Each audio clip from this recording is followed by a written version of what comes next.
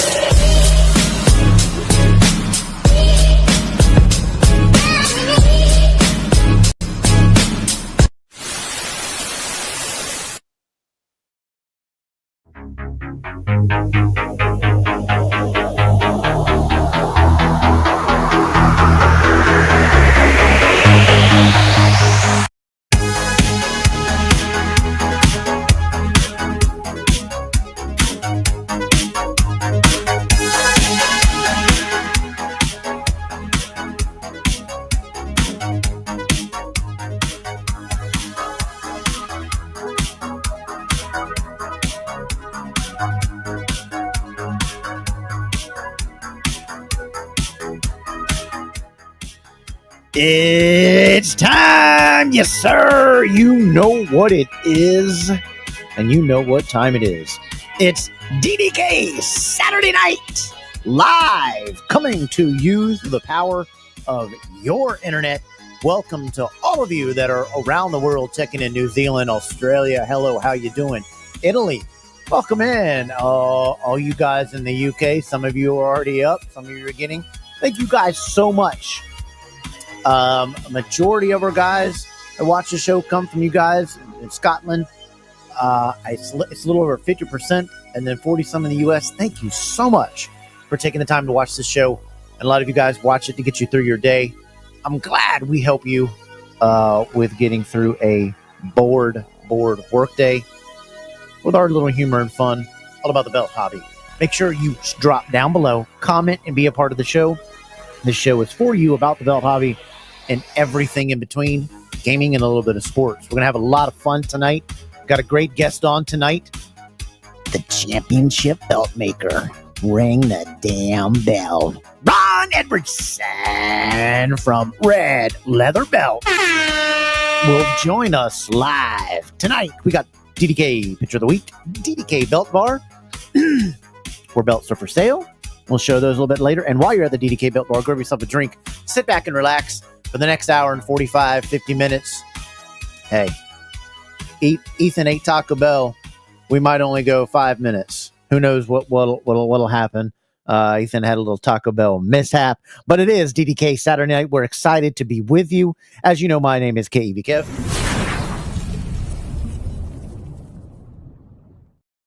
And my number 16 partner in crime, my number 1 partner in crime, my good buddy, my good friend in the belt hobby and outside of the belt hobby. Welcome to our co-host to Double Dropkick Podcast, Mr. Ethan Thompson.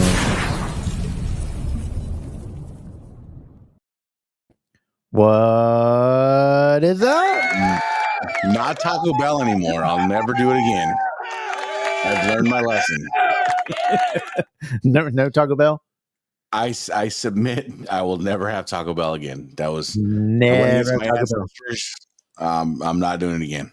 Like I said, the earlier Mexican inside of you said, "Man, they never have Taco Bell. Man, what are you doing, man? Get this stuff out of here." Bro, I'm like, all right, I don't need to cook much anymore. So I was like, hey, I'll just stop by, grab a burrito and a taco. And no. Yeah, we're going to bring on our guest in just a few minutes. Really? Just a minute, actually. And we will talk with him, everything that he's got going on, talking a little about wrestling with him, why he feels like that he is the ugliest person in the world. We don't understand that. So we're going to just talk with that, maybe get a little bit of therapy. And I don't think he's ugly or anything like that. So we'll get a hold of that. He has arrived in the limo. There's the limo outside of the DDK club. He live look at the DDK club. He is outside of the limo right now, sitting there. So we'll get him in and get him in the makeup. Right, Ethan? You know, to crown yourself as the ugliest person in the hobby, that's a tall list to put yourself on. Because, man, there's some people that are just saying. Yeah, and we'll talk about it. He recently purchased a Ric Flair robe, the high tech, the high identical replica of one of those. I'd love to get my hands on one of those. Hey guys, if you guys looking into restoning, gotta check out Hernandez 2. Hernandez Restoning and Paint Modification does a wonderful job over there. Also check out Spin of the Globe podcast every Thursday night, 8 p.m. 7 Central. A lot going on around them, so you might want to tune in Thursday night. Little bit. Yeah, typical hobby stuff is the way it always has. But it really is a special show. It's a special show.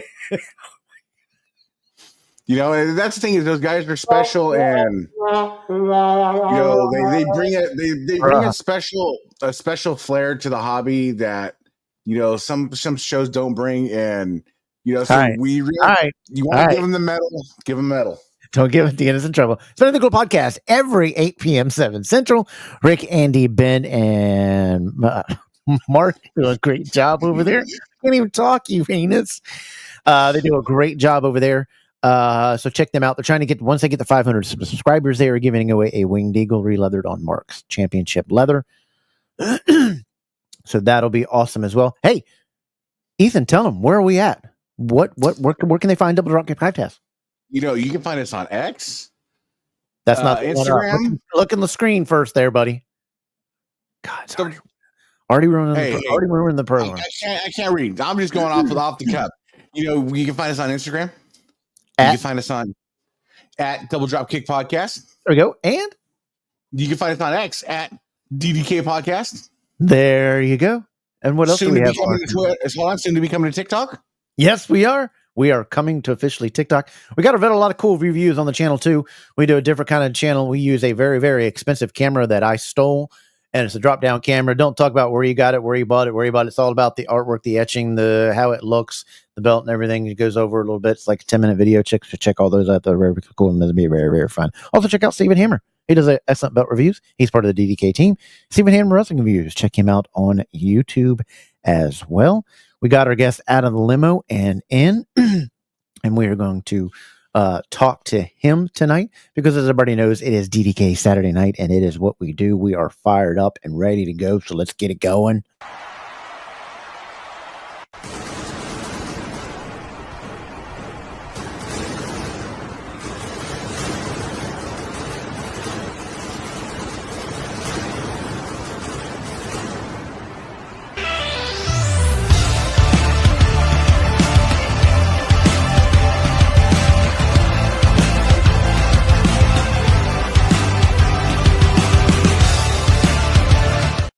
We're excited to have our guest join us. He is the owner, operator, been around a long time in the belt hobby, has made a lot of belt for a lot of promotion, does a fantastic work, makes an absolute stunning, beautiful belt. I have several of them. I still have one in my collection too. It's actually one of my favorites in my collection. It is the WCW 91 to 94. What? One of the ones you stole. It's one of the favorite ones in my collection. I absolutely love that belt, and I talk about it with Ron every time, and we chat and tell him how much I love that belt. But he's done a lot of work for a lot of people. So, ladies and gentlemen, let's not wait any further. Let's bring in Ron Edwardson from Red Leather Belts.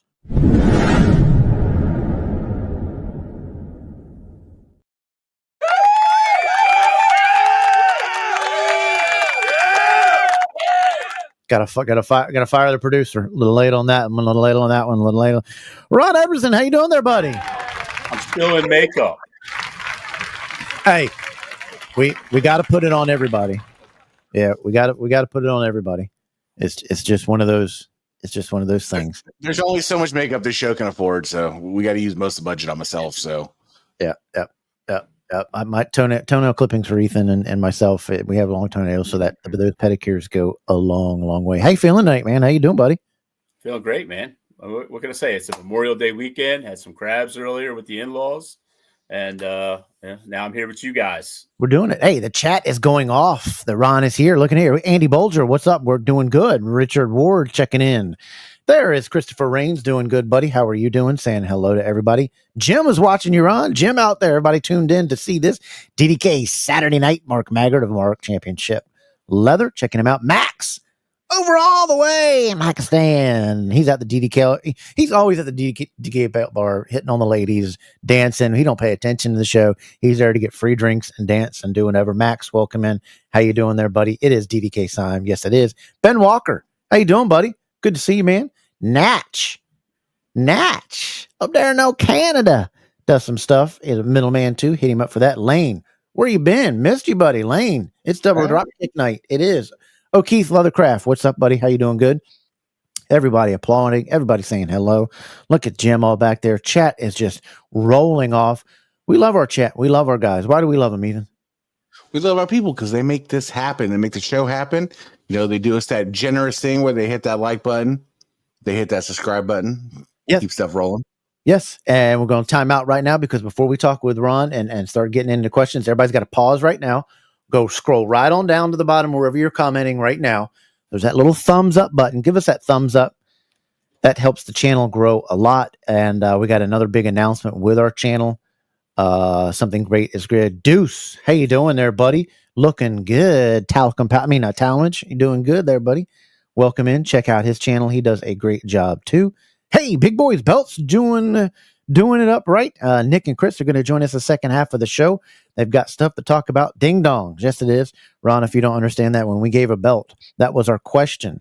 It was the theme song to the thing Ding Dongs. You ever remember the Ding Dongs in WCW? They were a hot little tag team that only lasted for about 3 months. No, I was thinking like the little tasty cake thing. Yeah, we're a little Debbie show here. Platinum in the house for my wife, Little Debbie. Everybody Turtle, saying hello. Little Debbie. Yep. It is Hernandez Restoning. Hope you're doing good. Hope your family's doing good. Any random taco truck in California kills Taco Bell. Ethan, can you preach on that? No, that's 100%. But actually, my city has an ordinance where they don't allow taco trucks, which is wild. Are you serious? Yeah, there's no street vendors allowed on the streets in the city limits. I don't understand California. No. It's like they don't want anybody to come in there. They don't want anybody to live. They don't want anybody to buy anything. They don't want you to build nothing. I would get out. They don't want you to own any guns. I'd get out of California if I was people. No problem, Hernandez. Thank you. Thank you for the support and all that you do and for being a positive member of the community and for supporting this show. Andy Bolger is talking about it. Ethan is very so. Oh my God! If y'all don't stop, y'all gonna get me, Keith. Checking in. Don't worry, spanning the globe. We're gonna get ice cream later. There we do it. Ron, your background is spectacular. That you have set up there. Let's just start it out with when you were a little kid. Who was that one guy that little Ron came walking in the room, scratching his little balls and said, "Man, I love that wrestler." Who was it that got Ron hooked on wrestling? Who was it? I'm going to be dating myself here because it was definitely Rugged Ronnie Garvin, awesome. Polish Power, Ivan Putski, Bob Backlund. Yes. Bob Backlund has put me in a crossface chicken wing. It didn't really What's up, Chris? It really dawned on me at the time. I was like, "Hey, Bob, can I get an autograph?"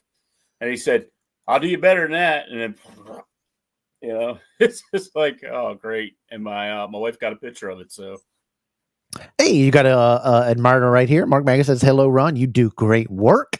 He says, I have one of your Shop Ryan nameplates and he loves it. Yes, we'll be talking all about that. How you can get some stuff from Ron, order from Ron, bug Ron. When you order a belt from Ron, when you order a belt from Ron, Ron promises you an update every 30 minutes. That's great, Ethan. Isn't it, Ethan? That's spectacular. It sets the trend. It sets the trend. You're either the trend or you're not. Yeah. I mean, I got about I have a queue, and in my queue, if I have to update all 66 of those people every day, I won't have any time to make their belts. Absolutely. I tell people a lot, and you being a belt maker is if you order a belt, let's say they told you it was 6 months. I'd kind of be expecting an update maybe 3-4 months in, and wouldn't be bothersome. I mean, that's about the halfway point.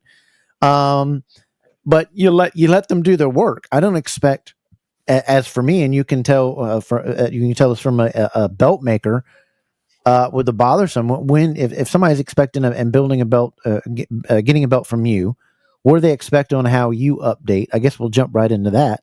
How do you update your folks and let you guys know your customers on the process?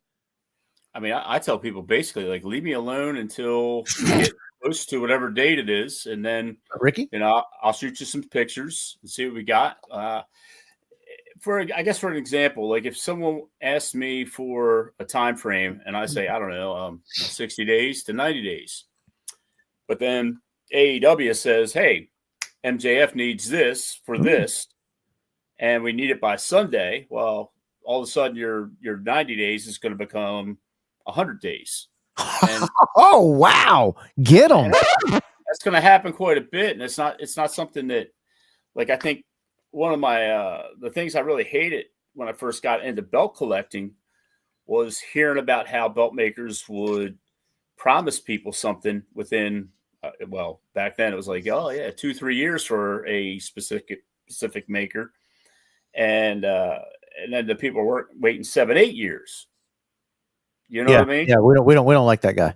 I never want to be in that type of a position where you can't order something from me and get it longer than 90 days, 120 days. I think that's reasonable. Yes, the Gavin Valentine feud is very very underrated. Ronnie Garvin is a very, very nice guy. When I was little, I used to notice the dumbest things about wrestlers. So when I met Ronnie Garvin one time, I was like, Ronnie, I said, why don't you wear knee pads?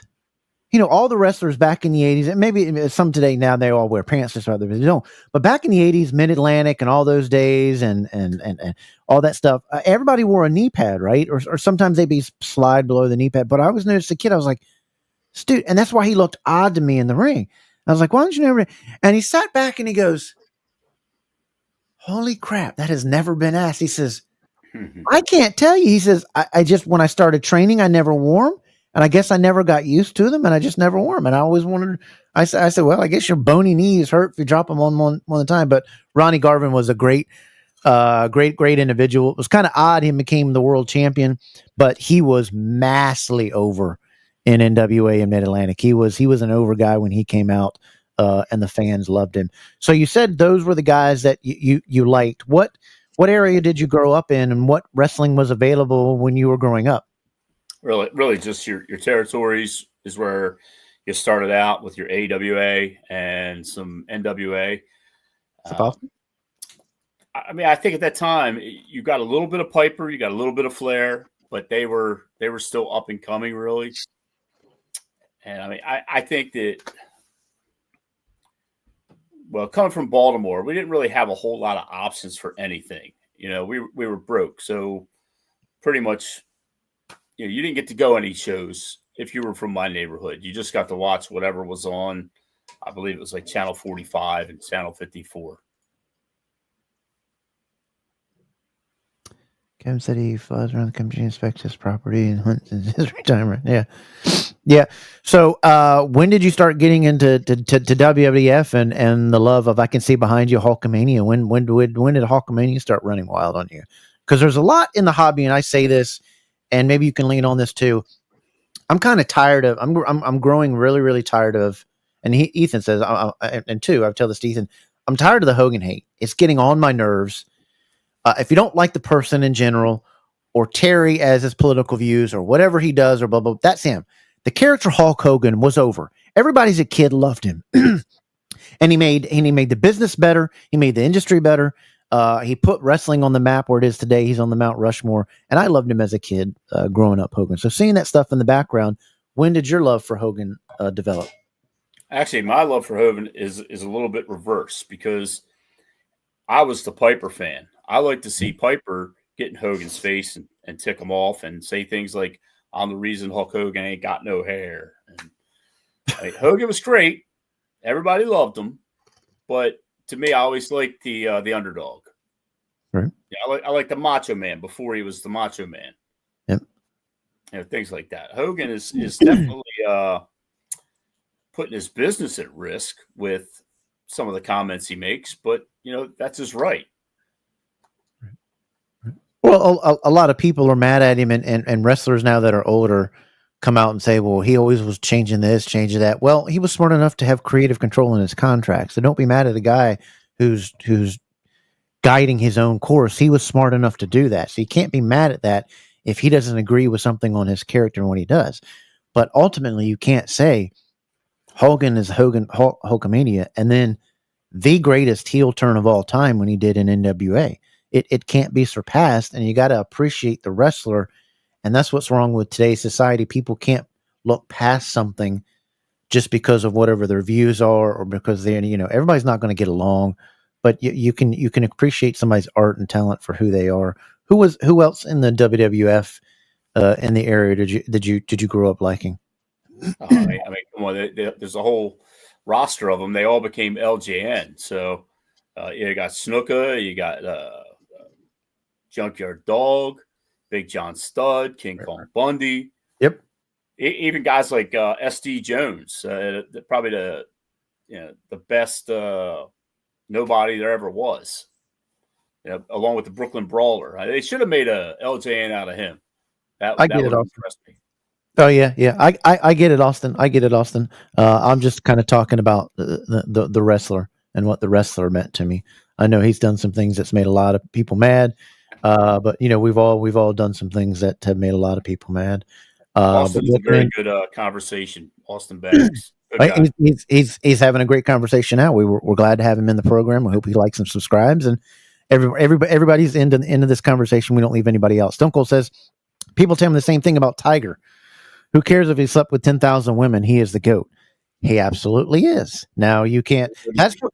That's where I say the thing to where you don't let your kids say, you are my what's the thing that kids say about athletes? You're my role model, or you're my hero. You're my no. That's fire, police, people who put their lives on the line for those are heroes and role models and things like that. Your mom and dad. Don't let athletes and things like that. Mark your game off of them, but not that. But yeah, Tiger is the GOAT. I still would kind of have. I have Nicholas above him. No, I'll fight. Stop. John Daly. John Daly's the GOAT. Hey, Nicholas won more Rangers, and he was just as feared as Tiger during that day. You put Tiger head to head with Nicholas, I think Tiger beats him 8 out of 10 times. Go look at who Nicholas played during the height of his era, than who Tiger was at the height of his era. Nobody. Just a random fact. Scotty Scheffler, the number 1 in the world right now. For him to surpass Tiger Woods' record to be number 1 in the world, he has to go from now till 2035. That's true. That's wild. Yeah. Out of all those names you mentioned, how many of them had a movie made about him? Yeah. Only John Daly. Yeah. John Daly. I'm a big John Daly fan. I watched an interview with him where he was like barefoot hitting golf balls. Gosh, that guy can hit a golf ball. But he was talking about disciplining his kid, and he's like, well, how do you discipline your kid? He's like, if he leaves his toys laying around, I'll gather up his toys, take them out of the backyard, set them on fire. They learn not to leave them around. See, that's the old ways of stuff. You do that today, and Karens are having a cow. You pop a kid in the tail, you get a cow. Me, if it was me in my household, I would get in trouble if your mom or dad, called you by your name and they said, and you went, "What?" Boy, you'd hear, boom, bam, you'd be slapped right in the floor. You didn't back talk, you didn't raise your voice, you didn't do any of that, and that's what's lost on youth today. That's Yeah, but lost. There's no respect on youth. Youth is lost. Youth is. I mean, they grew up in this generation now with this, but yet they'll sit there and go on the internet and ask a question about something like, if you'd have took that same amount of time and done it on Google, you'd have got your answer. Mm-hmm. I mean, I saw a kid the other day that had a saw blade. I shared it in our chat. Ethan, remember that kid? He had the saw, a hand saw, upside down, and he was holding it while he's taking the log in his hand and sawing it like this. I'm like, we're doomed. We're doomed. We're doomed. But daily is awesome. So when we talk about, before we get into red leather belts, if you had your Mount Rushmore of single wrestlers, who's on Ron's Mount Rushmore of wrestlers? You really have to take it as not a title thing. I mean, to me, I think the technical skill of Piper and Flair far exceeds anyone else of that era. I mean, there are some great old AWA videos where Flair's shooting a promo and he says, if there's anybody in the back that could come out here and out technical wrestle me, bring them out. And then Piper comes out, starts whipping off his suit, and they go round and round. And they do that old like collegiate style where I believe Flair gets down, Piper takes him and pins him. Flair says, okay, now let's flip it. And then Piper gets out and ends up pinning Flair again. Flair's like furious about it. It's a great shoot. Great. Flair was the best at being a heel, but his heel character was he'd always let you beat him up. He'd always let you put him over. He'd always let him, like, I loved the feud because I was a Rock and Roll Express fan. I loved when him and Ricky feuded, and it was spectacular, and their lines were great, and letting them calling it in the ring. Ethan, do you have any wrestling questions for Ron before we get into? I was wondering what if his greatest Piper feud was him and the Goldust chase. I mean, that backstage fight, the road fight, that was epic.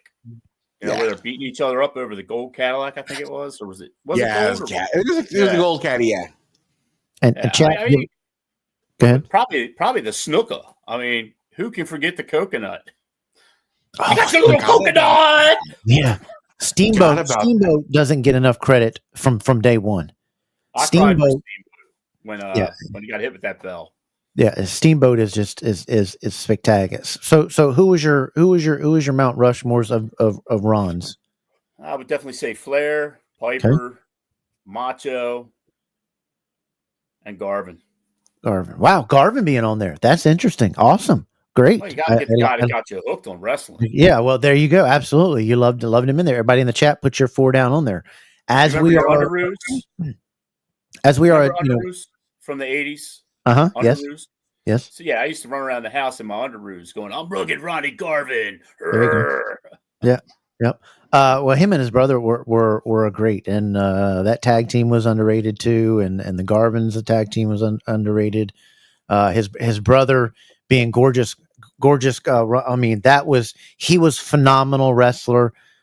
Pressure. I mean, it was just pressure. It was just such a great time and a great era.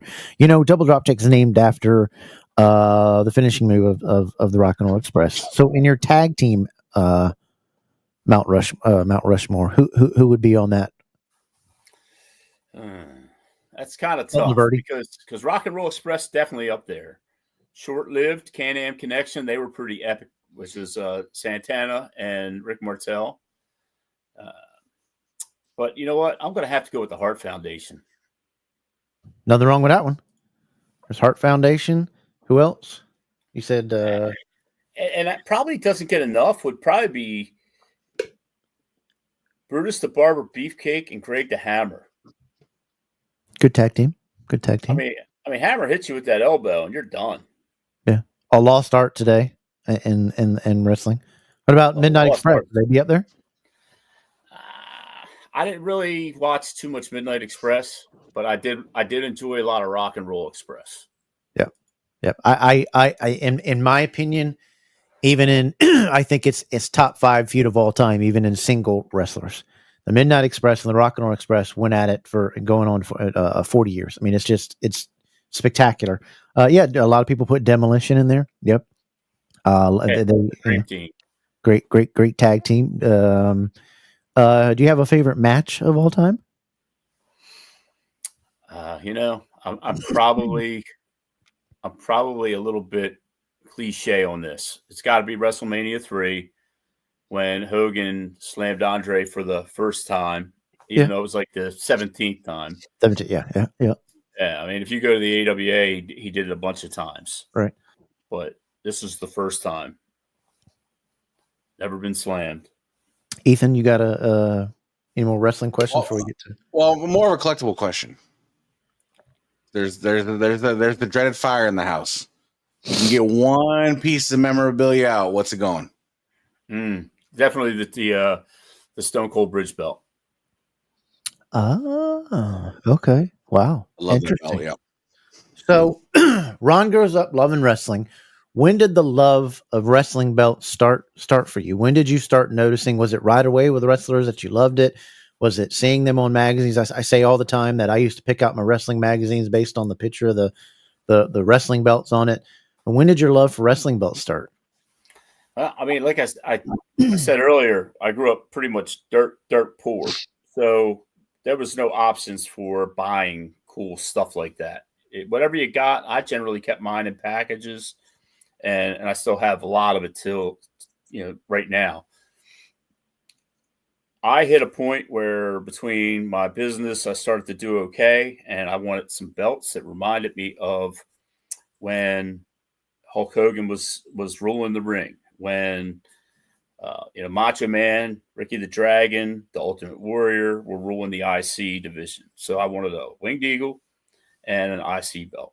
I got those. And I just fell in love with the community. The community out there at the time was much different than it is now, but it was very cool with giving you information as long as you met the right people, I guess. That was like 2015. When did you guys start collecting? I first got into collecting in 2000, actually 2001. I got my very first. It was actually a Reggie that I got, and that ruined. Wow! When I saw Figs come out, and that belt is still right there. When Figs came out, I was like, oh, a little bit cheaper option, whatever, and I got them. And everybody thinks I was crazy, but when you hold what Reggie made, and then you're opening up something that Figs came out with, whatever, I was so mad. I threw them right away. I should have given them away, but I was so mad I threw them right away. I wasn't that plastic strap with no cardboard. The only one that I could ever think of that was actually that looked anywhere decent, I remember it was the 3-plater WCW belt that Figs did. I thought that one looked US? okay. Yeah, the US, the WCW, the 3-plater that they did. I remember that one being okay. I thought the oval IC that Figs did was okay. But I can't remember. You're talking all 2mm here, right? I don't know. I don't know what Figs made all their stuff out of. Yeah, I think both of those are 2mm. Yeah, except for the Master Series. Yeah, the big gold just made me mad. I mean, the strap, and still today, I'm a big leather guy. I think you can take some average looking plates, you put great leather on it, and it can up it in an incredible worth to you. And when those belts came out and they were just stiff as can be, and if you tried any way to fold it, it would crease it. It just made me so mad. So you get the belt itch. What did you say your first belt was? Winged Eagle and a IC of the 4mm Figs version. I guess 2014-ish, 2015. Austin, your buddy says his first 2000 Undisputed Figs. I remember it being around 2 and disappointed. Yeah, I was disappointed when it was around. The the Undisputed was around in 2002. Yeah, I guess so. Because didn't it debut in like '99? The Undisputed. I guess. Winged Eagle 98. Yeah, I Eagle died forgot all about 98. when that debuted. Good check on Austin, because I would have been like, if somebody said I would have been like, it wasn't around in 2002. I guess I'm thinking that it was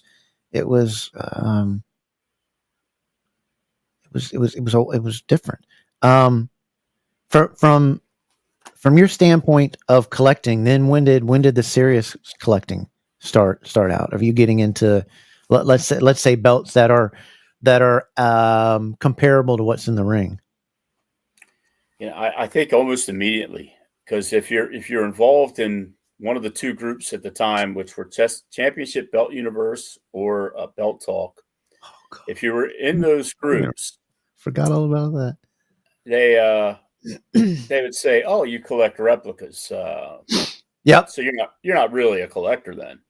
Oh God, I hated that. And I just said that's kind of counterproductive to keeping people coming into the hobby. I mean, shouldn't you be like, "Oh, you collect replicas? That's pretty cool. What's next on your list?" But they kind of make you feel like you're showing up to the party of the greatest cars, and you're driving like a Yugo. It's like, I got a replica. You're right. So you start collecting, you start getting into that. What leads you to say, you know what, I want to start red leather? Where did the tell us when did red leather start, and how did that process come to say, you know what, I want to start making wrestling belts?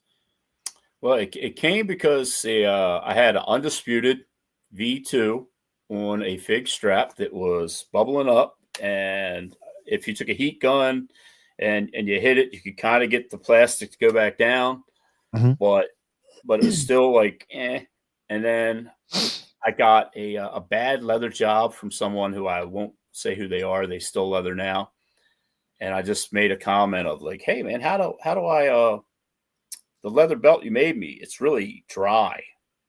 How do I get it to be shiny like everything else?" And he said, "If you think you can do better, then go ahead and do it." Oh wow! So I went to Tandy, and I started to ask a billion questions down there, and I bought a bunch of leather, and I went and re-leathered my undisputed. Oh yeah. And I mean, the first one I did looks absolutely terrible. If anybody wants me to post up pictures on my Instagram or Facebook, I will. I have before. Please put them in your group. Please. I'd love to see any and all belts. I don't care what they look like. The made belts when you made them as kids. I don't know if you've seen what Mark Magger did in college with the thin plates that he made.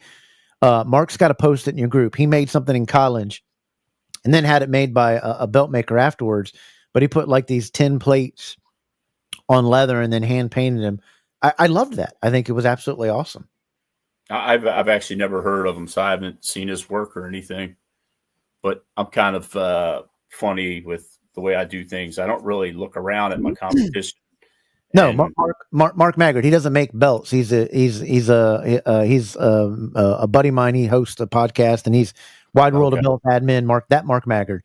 He had made a belt in college. It was a handmade belt, and he's not a belt maker, but he made one for himself because you couldn't get something, but it was made out of thin tin.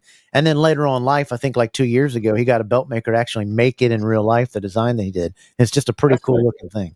Just a pretty cool looking thing. He's the one that. Have you seen the stuff that Nick Mullins does? Mm-mm.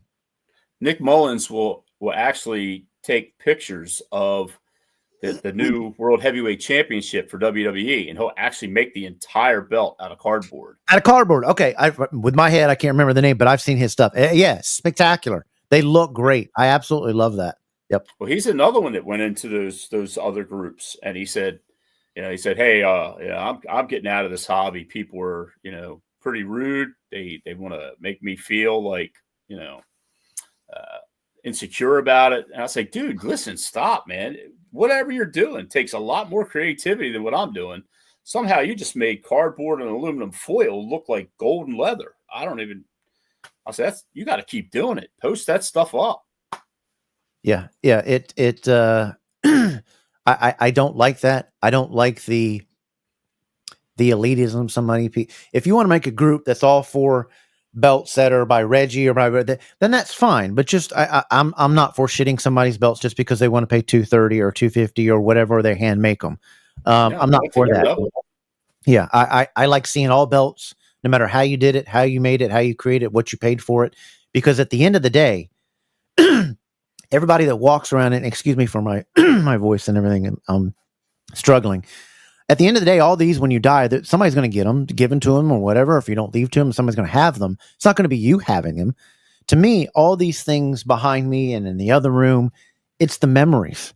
And no matter who made that belt, when you pick it up, you're right back to that childhood kid or whatever, and this, that, and the other. And when you go looking at these belts that some of these people back in Belt Talk used to crap on, as a 5, as an 8, as a 10, as a 12-year-old kid, when we couldn't get in these things, all we could get was the Baron belt that was in the magazines in 1984 that I got over here. That was just a trophy style plate. That was the first ever replica you could buy. You would have died for those things that people put down on. And I'm just not all about that. What's that? They were styrofoam? No, it was even before the styrofoam. Oh, wow.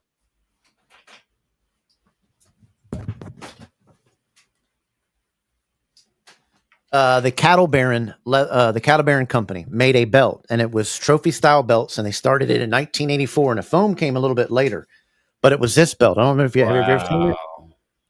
1984 they were made until 1986, but they were in the magazines. If you go in your old wrestling magazines, there's a square ad for this, and that was the first one you can get, and it was actually on real leather, and it was Cattle Baron Leather Company, and you can see their stamp a little bit right down in there. But this part was where you wrote your name in it. It was your nameplate on the back of it.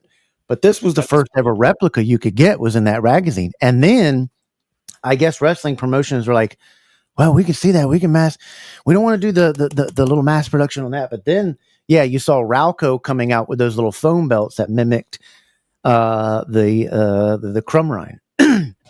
But I don't like people that put down other people's belts. I just don't like it. Kind of printed on, right?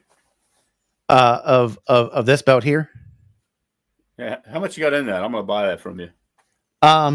This one I'll never sell, but there is people that sell them, and you can see them every once in a while pop up on eBay, and they go for just a couple $100.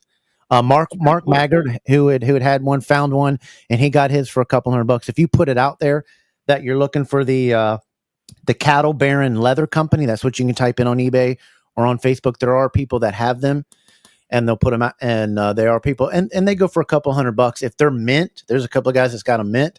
I've seen these things go for almost $1,200, $1,300 that are mint, still in the plastic. But this was the first ever replica, and it has over here, it's got the Dixie state flag and the Dixie, and then it's got over here, it's got Mexico and Japan, and it's just, trophy style that you see on a trophy on a leather strap. But the leather, 40 years, almost 50 years old, still great, still perfect, all the snaps and straps in it. But this was the first thing, and I remember it's something you got to get one of these in your collection, because that was the first thing. Yes, Richard, all belts do matter, and I know in Ron's group they do, and Ron is always active in his group. We'll be talking about his group there. So you started Red Leather and making these belts. And when did that start? When did it become a company? Say, I'm gonna start making these belts. What year was that? I mean, I was doing Reed Leathers in 2015. Okay. And I was really surprised that people wanted to pay me to put their leather, put leather on their belts. And I think one of my first clients was Mark Martin, and then after that, Josh Hammer. And then it just blew up. Now it's kind of crazy, because I've got names in my phone that you would just be like, wow, because I got Tyrus in there. I've got I've got Ricky Morton. I've got John Daly.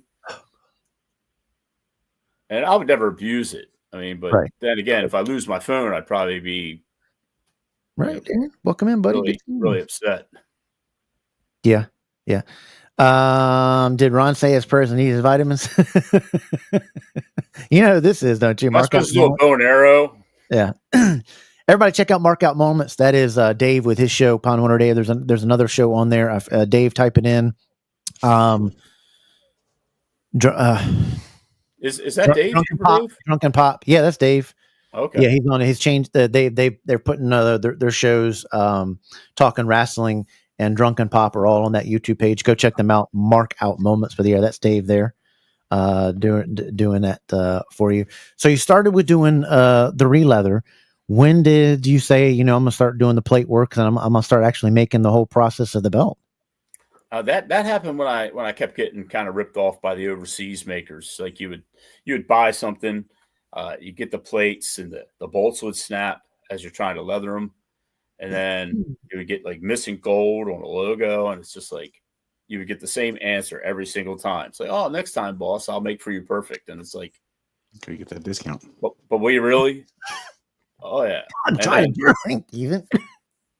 Yeah. You do it again, you get screwed again. Then it's just like, you know what? Listen, I'm just gonna make it myself. That way, I know what's in it. And the equipment's insane. Like the tool to shoot studs on the plates is around $7,000 for a good one. So go ahead, Ethan. No, I got a question about. You ever watch I don't know how when you go to make a belt for a company and they approach you, or do you ever I don't want to say halfway cold call because that's kind of a bad term in the hobby, but so I'm watching the Remax World Long Drive the other day, right? And the winner gets a championship belt, and I'm looking at this belt, and it looked like a cattle baron belt. And I'm sitting there now, do you ever have the idea hey, I want to cold call Remax and be like, look, hey, your 2026 belt should look like this, versus is that ever a thought? Or I don't know that I'll ever have to cold call. That's kind of true. Once a few people, the word of mouth in the hobby is a beautiful thing. If you do a good job for somebody, they're going to talk about you good in every group, no matter how much you're hated. Yep.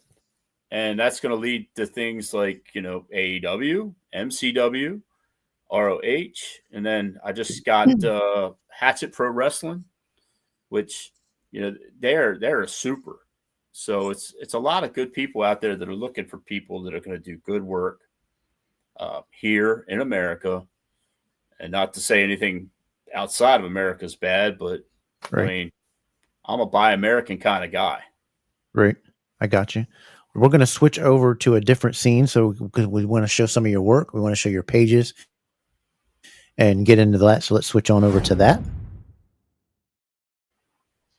Wanted to show this here. This was what we were talking about with Mark, what he did with his belt from that was one that he made in college. See it over there on the right hand side, and just put it all on. That was cardboard, he says there, and those were 10 plates. And then he got a belt maker to actually make his one. Whatever. I wanted everybody to show that just because I think it's so cool. And share that up. If you ever made a belt by hand as a kid or as a teenager or whatever, do it. But I wanted you to see that because I thought it was really, really, really cool. That's pretty cool. And it reminds me a little bit of the actual big green. If you look at the plates on this, everybody gets these ones that are super thick. They're probably 3 or 4 millimeter. But the real belts were actually only maybe, I don't know, 2.5? 2 millimeters. Yeah. It's like nothing. And this was made by Tim Lee. Okay. It's the most realistic big green you're going to find. And even the leather on this, the leather is absolutely horrible. It's probably the thinnest grade there is. But this is exactly the type of belt that Hulk Hogan wore. Right. So the guys that are doing these beautiful big greens are just way overdoing it. All right. So when you, how did you come up with the name of Red Leather Belts? What was it in the red? I get the Ron, maybe the Ron Edwardson is in there. Is it D for designs? Just RED from Ron Edwardson. It was simple. It became back in the AOL days, became my screen name there, Red 2872. Right. And it kind of stuck.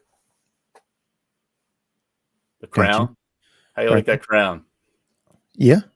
Yeah. I love I love the way The logo there looks. I like the crown on it. It slopes into it. The way the logo in there, I think it's pretty cool. It's got a spade in there, which is pretty cool. Maybe a nod to somebody. I Maybe didn't see a not. spade. If that must be by Okay. accident. Okay. Okay. And then an arrow. Then is it an arrow? That's just a crown. Okay, I'm talking about what's on the crown. I just drew a crown up. I didn't really. But I love the crown it. on it. The king. I like it. It gives a king look. It slopes in beautifully with the curved Ron Edwardson. I love the logo. I think it's pretty cool. I like it. I like it a lot. So, Ron, you've made belts for plenty of factions. Start out. Who was the first the first promo that come to you and you made their belt? What was it? That was Danny Mays over at MCW Pro Wrestling, and he came to me and said, "Our world belt is a, I think his name is Mike Vinatarian. Okay. Oh, no, it was a kind of like a Mike Vinatarian belt, but I think it was actually made by Milliken, and I think half the plates were falling off because they really beat belts there. I mean, it's the indies. It's the heart and soul of, pro wrestling. So we made that. And then I donated actually a Shamrock belt for the not Ken Shamrock, for the Shamrock Cup. They were walking around with this giant 6-foot trophy. And I was like, that's what you guys win? He's like, yeah. You like it? I was like, no, you need a belt. And I made the Shamrock belt. I love that. Right. Then we made the Rage title. Then we made the tag belts. And then recently I just finished up with their women's heavyweight. Well, I don't know if I should say heavyweight and women's. So you probably wouldn't like that. But Gotcha. And so of the factions that people would know today of the AEW, talk about what the ones that you've made for them. You mean AEW and then... Yeah, AEW. Yeah. Well, Judge Jeff from ECW is a big fan of MCW. I believe he actually worked there at some point in time too, or several points in time. I don't know. I don't know if I'm saying that wrong, but he approached me and said, "Hey, how would you like to make a belt for Jimmy's Famous Seafood?" Jimmy's Famous spawned into, hey, by the way, how would you feel about altering that Famous Seafood belt into a tag team belt for this new company starting, All Elite Wrestling?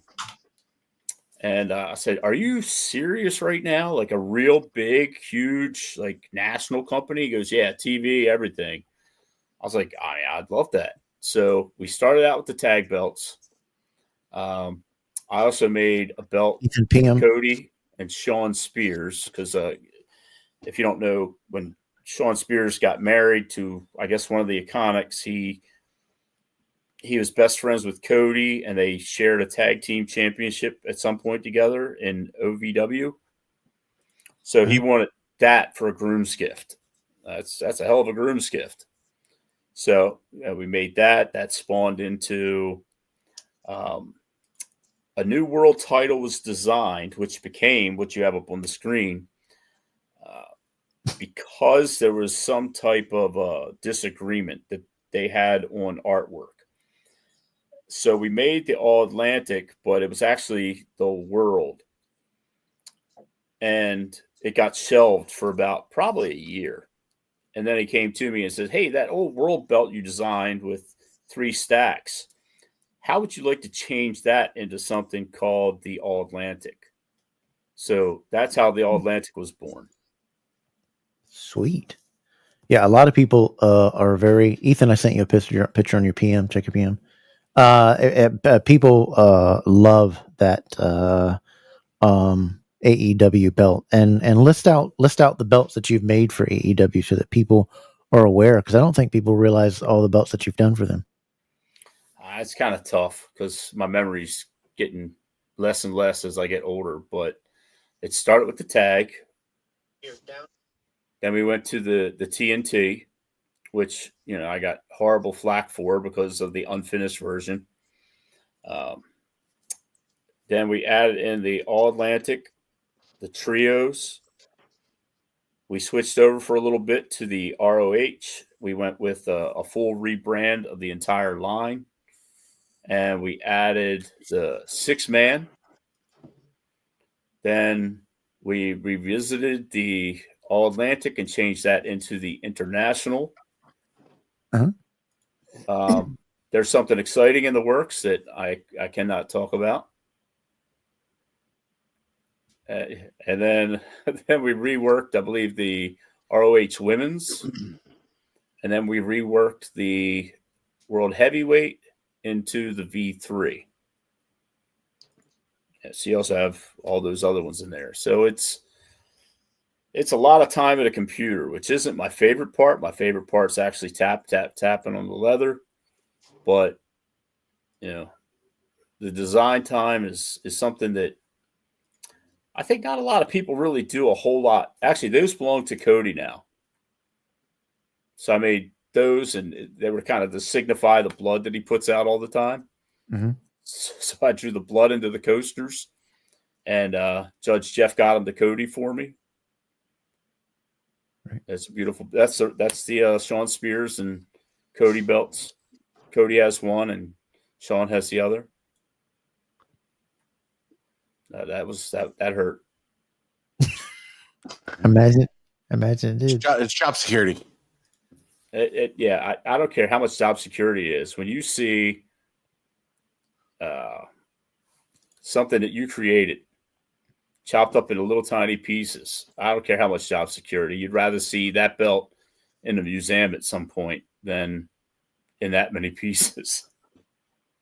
Now, do you have that belt that like you'll make or you're asked to make, or that it's just needles on a chalkboard? It's just What kind, Tony? I'm sure you love making your big golds. I mean, I think that anytime I have to make the same thing over and over and over again, that's a little bit of like needles on the chalkboard there. Nails on the chalkboard. I hate to do the same thing over and over. I like to do different stuff and have fun with it. Redesigns on leather. Like I love the redesign on that tag for the leather for that. Now, does AEW, like say AEW, they come like, I got a specific thing in mind, or they're like, hey, we kind of want this in mind, but you got kind of free reign to do this? I mean, it starts off with, hey, we need something to be like an ROH 6-man. What do you have rough drafts of? And I happen to have this. I stretched it out a little bit, added different side plates. I love a black paint in a globe. I don't know why. It's a lot better than just blue all the time, That's actually one of my favorite and underrated designs. I love these. I love those belts right there. It has, and I'm not saying that with Reggie's, I loved big banners, big globes, bold. I'm the champ, and this just screams that in there. Dave says, talk about that robe. A lot of people don't know you ordered a replica of one of Ric Flair's robes, and I got to find the picture of it here. But he says, have you worn it? Ron, have you worn the robe and the big gold yet? I have not worn it yet. I actually don't have it yet. It's en route to me. It should be here Monday. And then Richard asked, I wear it? Absolutely. Richard asked, do you have a favorite custom belt that you made? Not that Ninja Turtles one. No, definitely the one from my boy Roy. Is Roy loved on this show, or is he not loved on this show? What? We love everybody on the show. We do not have enemies, hate for. We don't do that. We don't do that on this show. We don't. Roy is one of my absolute favorite people in the entire world. That hurt. He is easy to please. He is just an all-around good guy. He introduced me to Earl Hebner. Earl is so nice. Earl's in my phone as well. So that's another cool person from the Montreal Screwdrive that I can call if I need to. We don't like the spray paint guy. Do you still have the oversized big gold you made? Yeah, it's over there. How big is it for perspective? How big is that versus a standard big gold? That's one I want. I want that. I want it so bad. I want that belt. Or I want a winged eagle that size. That'd be kind of tough because of the bars. Yeah, those bars would be tough. But yeah, it's about 24 inches tall. So double. Pretty much. It's massive. It's not fun to carry around.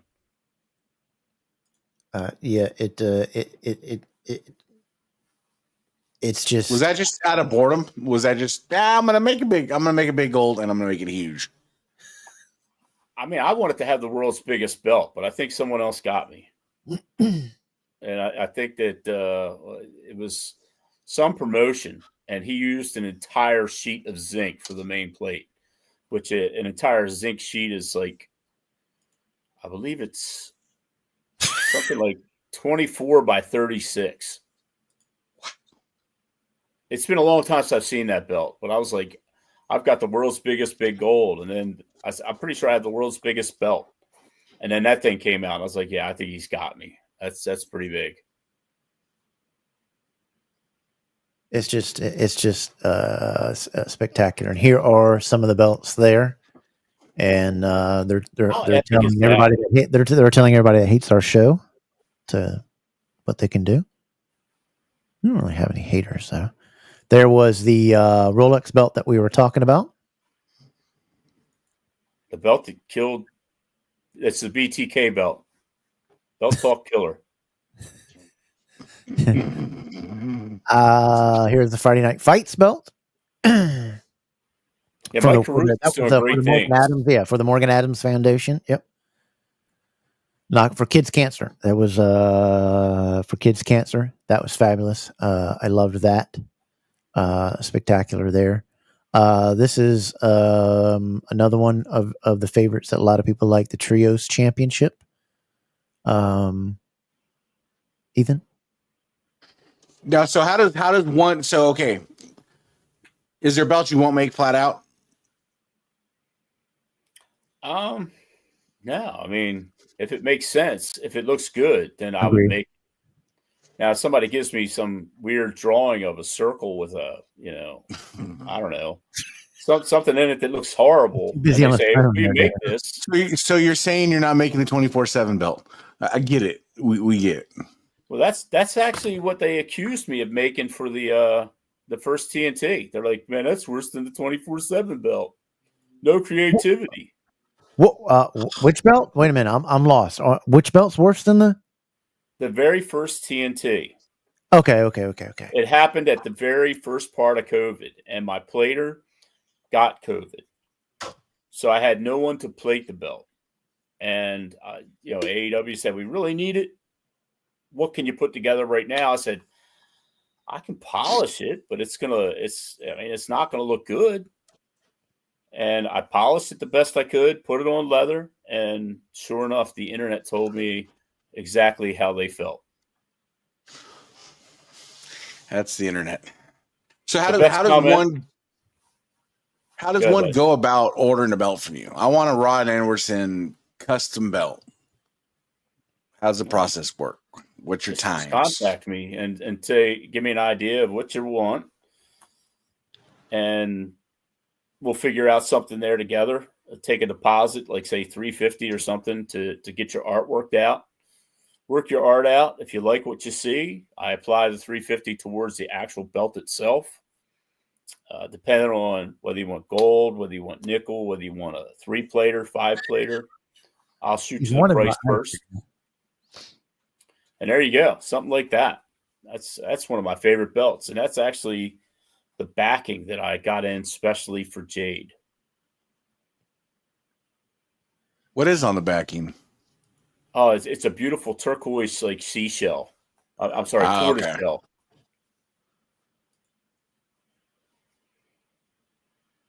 I'm trying to see if I can find it again to show. Well, there's the Shamrock belt, the one I donated.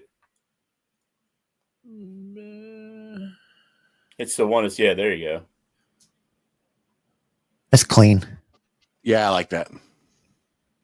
It's fun. And the family for Shane Shamrock, they were more than appreciative. I cried a little bit, to be honest. There you go. Richard Simpson says he wants Ron to collaborate on next year's Mania belt, the one that was popular that he did this year too.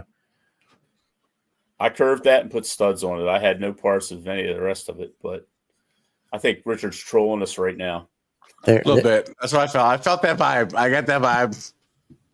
Probably because you're talking about Hernandez restoning, and he probably wants you to say his name instead. We did it at the earlier. I said Richard does the same thing too. But when somebody gives me, a bunch of money to promote their stuff, I have to promote. I mean, they're a paid promoter, man. They're a paid promoter. But everybody knows Simpson. Everybody knows Simpson is the GOAT in there, and Hernandez has got a lot of help through that. I actually started out restoning when the network logo first came out, and I was so happy to pass it on to Simpson. Take it. I'll never forget the first question he asked me. He goes, "Hey, for those big 10 millimeter stones, how do you get the hole for the square stone?" I was like, "You just make a circle that's almost as big as the square, and then it'll drop right in." I was like, "Do you not know how this works?" Yeah, Darren, our chat is always joking, funny, whatever, but it's always still family friendly. But yeah, everybody goes at it in this chat and trolls and funs. We have a great time in our chat and in our community. Natch Vincent said, "What is your favorite version of the Big Gold?" This C4 really, I mean, it's got lovers and it's got haters.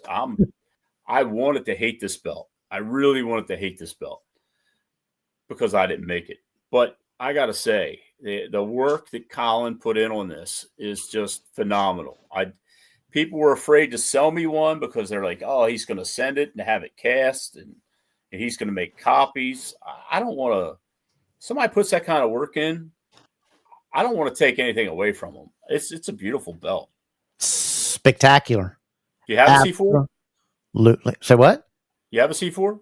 Yeah, you got a worse memory than me. Absolutely, I have a C4. Okay. It's right there. I was talking to Ethan. No, I do. I do not yet. You got to say Ethan. You got to say Ethan. No, it's a I'm waiting to find one on the used market. I'm trying to find one on the used market. I'm Good luck. I keep buying them. Yeah, I know, Dick. I think he's got like 12 of them. Seriously. No, I got 6 of them.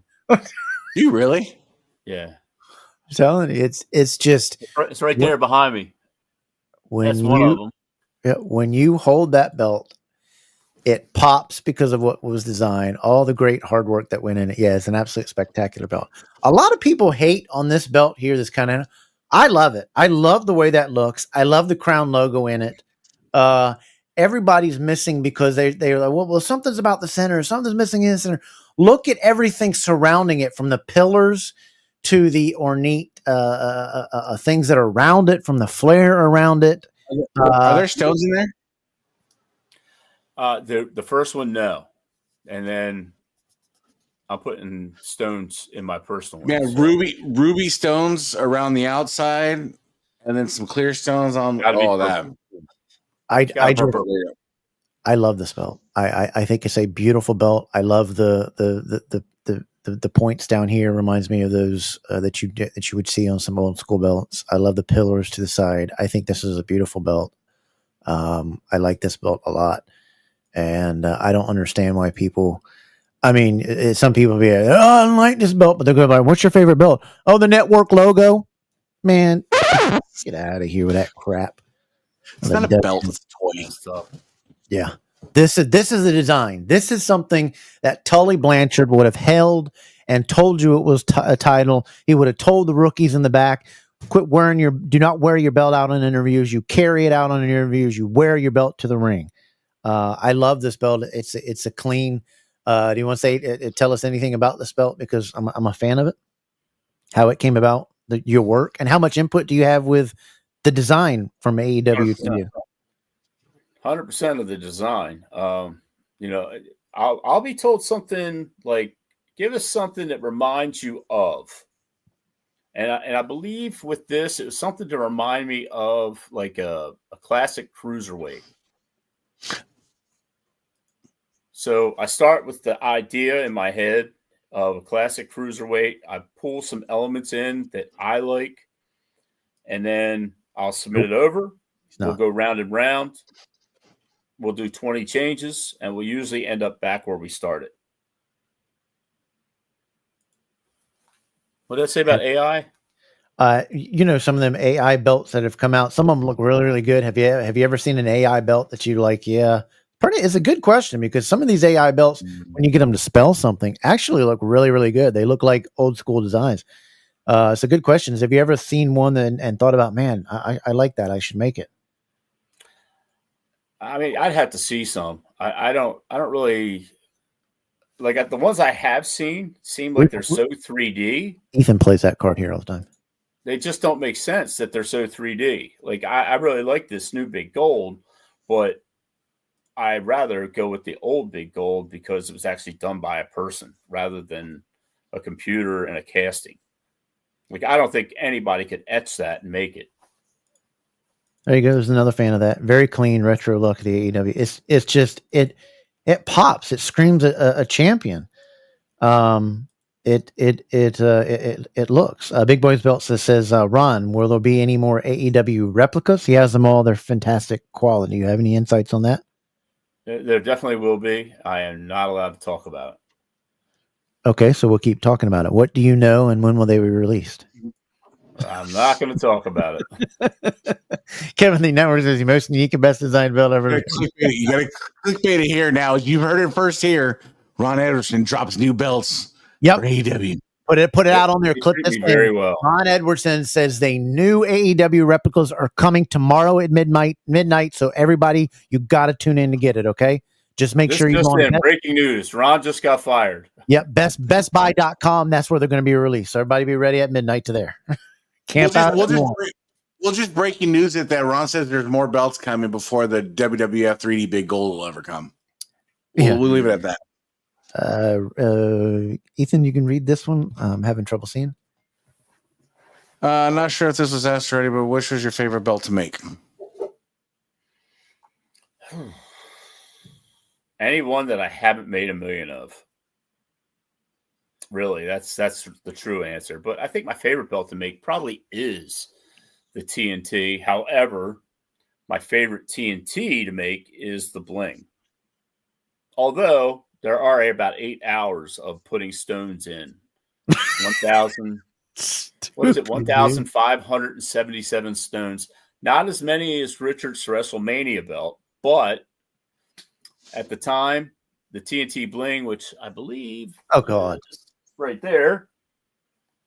Yeah, that's a lot of stones.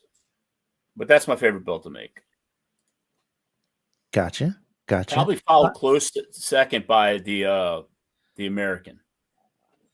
Tim Lee made my brass knuckles belt. It's a good belt. If anybody has ever hit him up, it's a cool looking thing. You can't find anything Tim Lee anymore, at least not that I've seen. What was your favorite Reggie design that he's done of all time? I see. The IC. I got It's the most basic belt you could possibly ever make, but says the most. It's the true workman's belt. You know, the day in, day out guy that you can count on every single week to be at every single show, to be really fighting his heart out.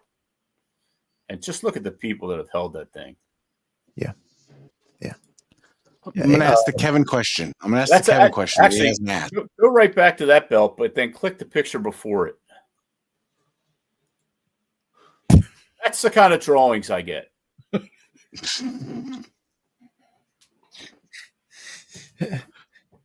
Can you make it? Jeez. I mean, can you make that? Well, you look at the next picture right there. You look at the next picture and you see what I ended up with. So I had to call up and say, what in the heck are those little circle things? He said, oh, we want to be able to scissor the belts. That's the Kevin question. What were we saying, Ethan? The Kevin question is, what do you think about the current products of wrestling? Oh, God. Are we talking about my promotion or WWE? No, just the current state of the product from what we grew up or watching, and then today's product of wrestling, where it's super kick, high fly, jump out of the ring, jump in the ring, do it again. Oh, roll up pin, 1, 2, 3, it's over. I had this conversation just the other day. It may have been with Kevin, but the one thing that really bothers me about modern wrestling is the finisher. Why do they call it the finisher? It's because it finishes the match. But you got guys doing 17 finishers. It's like if a Stone Cold Stunner doesn't Stone Cold stun you, and you're just going to get up and then put on a figure 4 like 3 seconds after you got a stunner, then what's the point? I mean, can you imagine how many DDTs Jake the Snake would have to do in 2025? Ridiculous. Spine busters, or no. What was oh my god, the thing that always used to make me mad on Mid Atlantic, you'd see finally we're getting ready to see Magnum TA, and he comes out with his constant TV tapings were 5-second match, and he'd do his belly to belly suplex. How many would he have to do? Probably some kind of Brock Lesnar numbers, like I don't know, seven of them. The question was asked, how many belts do you personally own? If you've seen pictures, you need to go to his. Oh my God, there's I don't know. Do you still make Atlantic nameplates for the big gold and the spinner belts? Absolutely. Yeah, tell us about if somebody wants to get a hold of, because we showed a bunch of pictures of plates and stuff. Tell us what you can make your nameplates and what belts you can make them for. Pretty much anything you send me a nameplate for, I can go ahead and make it. So it's going to be a plastic base with a metal veneer, covered with an epoxy coating. And for those that don't know, those are made the exact same way that Joe started making them, Jmar, in the late 90s, early 2000s. So people will message me quite often and say, I thought this was metal. I was like, no, it's exactly like it was made. Same material, same process as it was made on the IC, as it was made on the Big Gold, as it's made on AEW's World Heavyweight. I get that question so much. And no, I don't make the banners for the network logo. I keep getting that one a lot. What version? Because I know Ethan, you can tell everybody what your favorite belt is and why it was. Explain that for people that haven't watched before. Of course, it's the LOIC. I mean that thing was. I know it's not the Carmine. I know it's not the Carmine, but as one off of a belt as it goes, that there were so many winged eagles, there were so many tag belts, there was only one yellow winged eagle or IC, and there was only one Carmine. So I mean, and that was involved in arguably the biggest WrestleMania ever. That's why it's my belt. That's always going to be my belt. Yep. How can one order the nameplates? How can one make any orders from you? Where do they need to go to do that? Just message me on Facebook. You can go to the Red Leather Belts Facebook page and hit him on Messenger there, or he just said go on Facebook, type in Ron Edwardson, Sexy Belt God. No, Ron Edwardson, and hit him up on the Messenger there. I wanted to talk a little bit something about, I think you're very underrated for, and that's your leather work. I talked about when I got these plates, when I got your belt, the WCW 91 to 94, I was so impressed with your leather work. Talk about your passion for the leather work and why it's important to you. Well, I mean, it's kind of a question that goes back to Reggie. It's like when I first started doing leather, I wanted to be like Lucky Hands. I wanted to have my leather as smooth, as silky as Lucky's. And then I got a Reggie Parks. And if you put the two side by side, it's like, wait a minute. If this is the bar, if this is where you're trying to be like Reggie. I mean, he's the belt king. He's the belt god. He's the guy that created the whole shebang. Otherwise, we'd be walking around with trophies still. And then you're so clean that you don't look anything like Reggie anymore, but you're starting to look like Scott. I was like, well, that's not where I want to be. I want to pattern myself after Reggie. I want to find something that's unique and is me. Like this is a classic Reggie style, 5x2 snap on one side, 8x2 snap on the other side. After I got to the point where I felt like I could clone or make something as clean or as beautiful as a Reggie, that's when I wanted to start making my own snap box, which is where I came up with what we have on like Rolex's Rolex Roy's belt, or Roy, whatever he goes by now. He's afraid to say Rolex Roy because he doesn't want the belt police to come and seize his belts. Oh, stop! You know how it is. Yeah, so, I get it. People have that's nothing. That's my style there. Like no one has that style. I have that style. Yeah, I say it with a lot of people. Before Reggie got old and his leather work was a little bit different and whatever, but I still think that was distinct, and I still love them as day one. Sharp, crisp, and it's like chiseled in stone. And we had AJ on, and AJ talked about what creates that really good is being really good to hit that at a 45-degree angle, being able to hit that right to create that deep look. You see far too many people using way too many stamps here nowadays that I just don't think do a great deal of justice to hand tooling something and making it different each and every time. Can you expand a little bit on that? Well, I think that hit the mark exactly 100%, because a lot of what these guys doing now, like I started out with aluminum like ruler, and then that graduated into a piece of CNC'd aluminum that gave me the outline of what I wanted to do. Mm-hmm. But then one day when I said to the etcher, can you etch this or can you CNC this out so that I can do lines in pen? They're like, well, don't you want something made out of like a plate that you could just press into it? I'm like, what is that? They're like, that's what everybody's getting. Yeah. And I thought about it. I was like, well, if that's what everybody's getting, no, I don't want to be like everybody. I always make sure that I keep everything unique to me. I don't look at what anyone else does. I want it to be me. Right. I can still appreciate good leather. Absolutely. I have an AJ getting here, and the one thing I can really compliment him on is he has a very close to Reggie style. God, yeah. Preach it. Yeah, he does. He has a very close to Reggie style. I actually can't get close to Reggie because I have a big amount of OCD. I'm cutting you off. No. There's some facets of your belt that I look, and the way you hit your snap box, no, you have a lot of similarities to you. And I know you don't want to sometimes talk about it. I don't want to sound arrogant. This show's about you and about Ride Leather. You do absolutely spectacular work. And there are elements that I've watched, belts that you have done, that I see Reggie. I can see some Reggie in that leather work of that you did for the 91 to 94. So you may not want to toot your own horn, but we're not going to do that. You do absolutely spectacular work when it comes to leather. So, we're going to toot it. Last but not least, I don't want to say I told you so. I don't want to blow our own horn, but toot.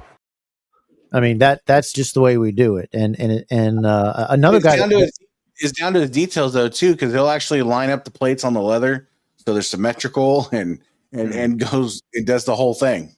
Yeah, and we were just talking about it here. Here's Colin from C4 Authentic Belts talking about a hello team.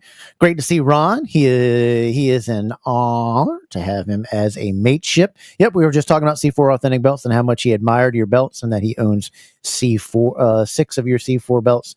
He loves the belt that you made, and a lot of people don't know with Colin how many years it took to develop the relationship and how many prototypes, how many things it took to be able to make that. And I think that's one thing that Ron, and I know Ron has talked privately, and I'm not trying to get into a private conversation, but Ron said to me, and I hope you don't mind me saying this, Ron said how long it took that guy to build those relationships, to get there, to get all that, to do all that he had to do to make this kind of belt. I admire. And that is true. But we welcome him into the program and watching. Always does from Australia. Nope. It's yeah, giving all hot. If I'm jerking and whatever, my medicine's wearing off. I apologize for that. My eyes and I'm twitching and whatever. I need Darren to come over here and keep me warm and give me a hug. Fun fact: if you look at those plates on that on all those Ring of Honor, how I get that perfect spacing, bullets. No crap.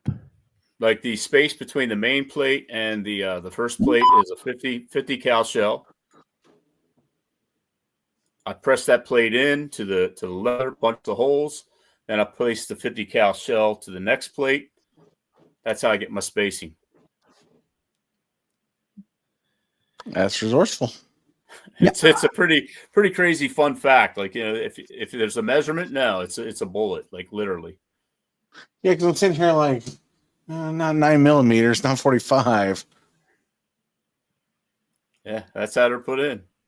Yeah, it is, and yeah, and I'm not saying, you know, I'm all against, you know, the plate making of stuff, but it just kind of takes away from work. I like the uniqueness of it. I like no belts being no belts being the same design. But I get it if it's a mass produced belt. Let's say you're building out.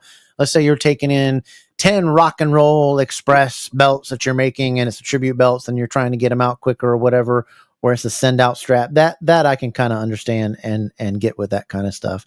But I like to see everything being done by hand. That's why I love AJ stuff. That's why I love Ron stuff. You're currently cuddling pond water. I hope he's wearing the Ric Flair Fred while you're doing that. Please put me on your list. I'd love one of them. But just make sure you don't come over in a FedEx truck. We don't like FedEx here either. You guys can call him Rex. I get confused. Yeah, you're currently. So when you see all the success that Red Leather Belts has done, all the belts that you have done, and where you came when you saying you didn't have a whole lot of money growing up, you didn't this from where you people don't understand about building a business, especially the generation today doesn't understand. When you see all that work and that stuff going on, and then you're sitting down watching TV, there is your belt on TV. What's the feeling like for Ron? It's a feeling you can't really explain. It's like you don't believe it's you. I mean, here you are. You're watching. It's 1986, and you're watching Hulk Hogan with an '86 Hogan belt, and you never think that in a million years that some champion is going to be hoisting something you made over top their head. So you kind of get to that point where it's just like, is this really my life now? You know, and then you got famous people that are texting you and messaging you, and hey, can you get this done for me at this amount of time? And it's, if you could go back and tell, 15-year-old you or 13-year-old you that this is your future, you'd call yourself a liar. There's no way I'm going to be a championship belt maker for, a major promotion, making art. And I think most of the belts that I make are all inspired in some way, shape, or form by Reggie. And I think that's a big problem with the current state of championship belts at this point. I think everything looks the same over in the other company.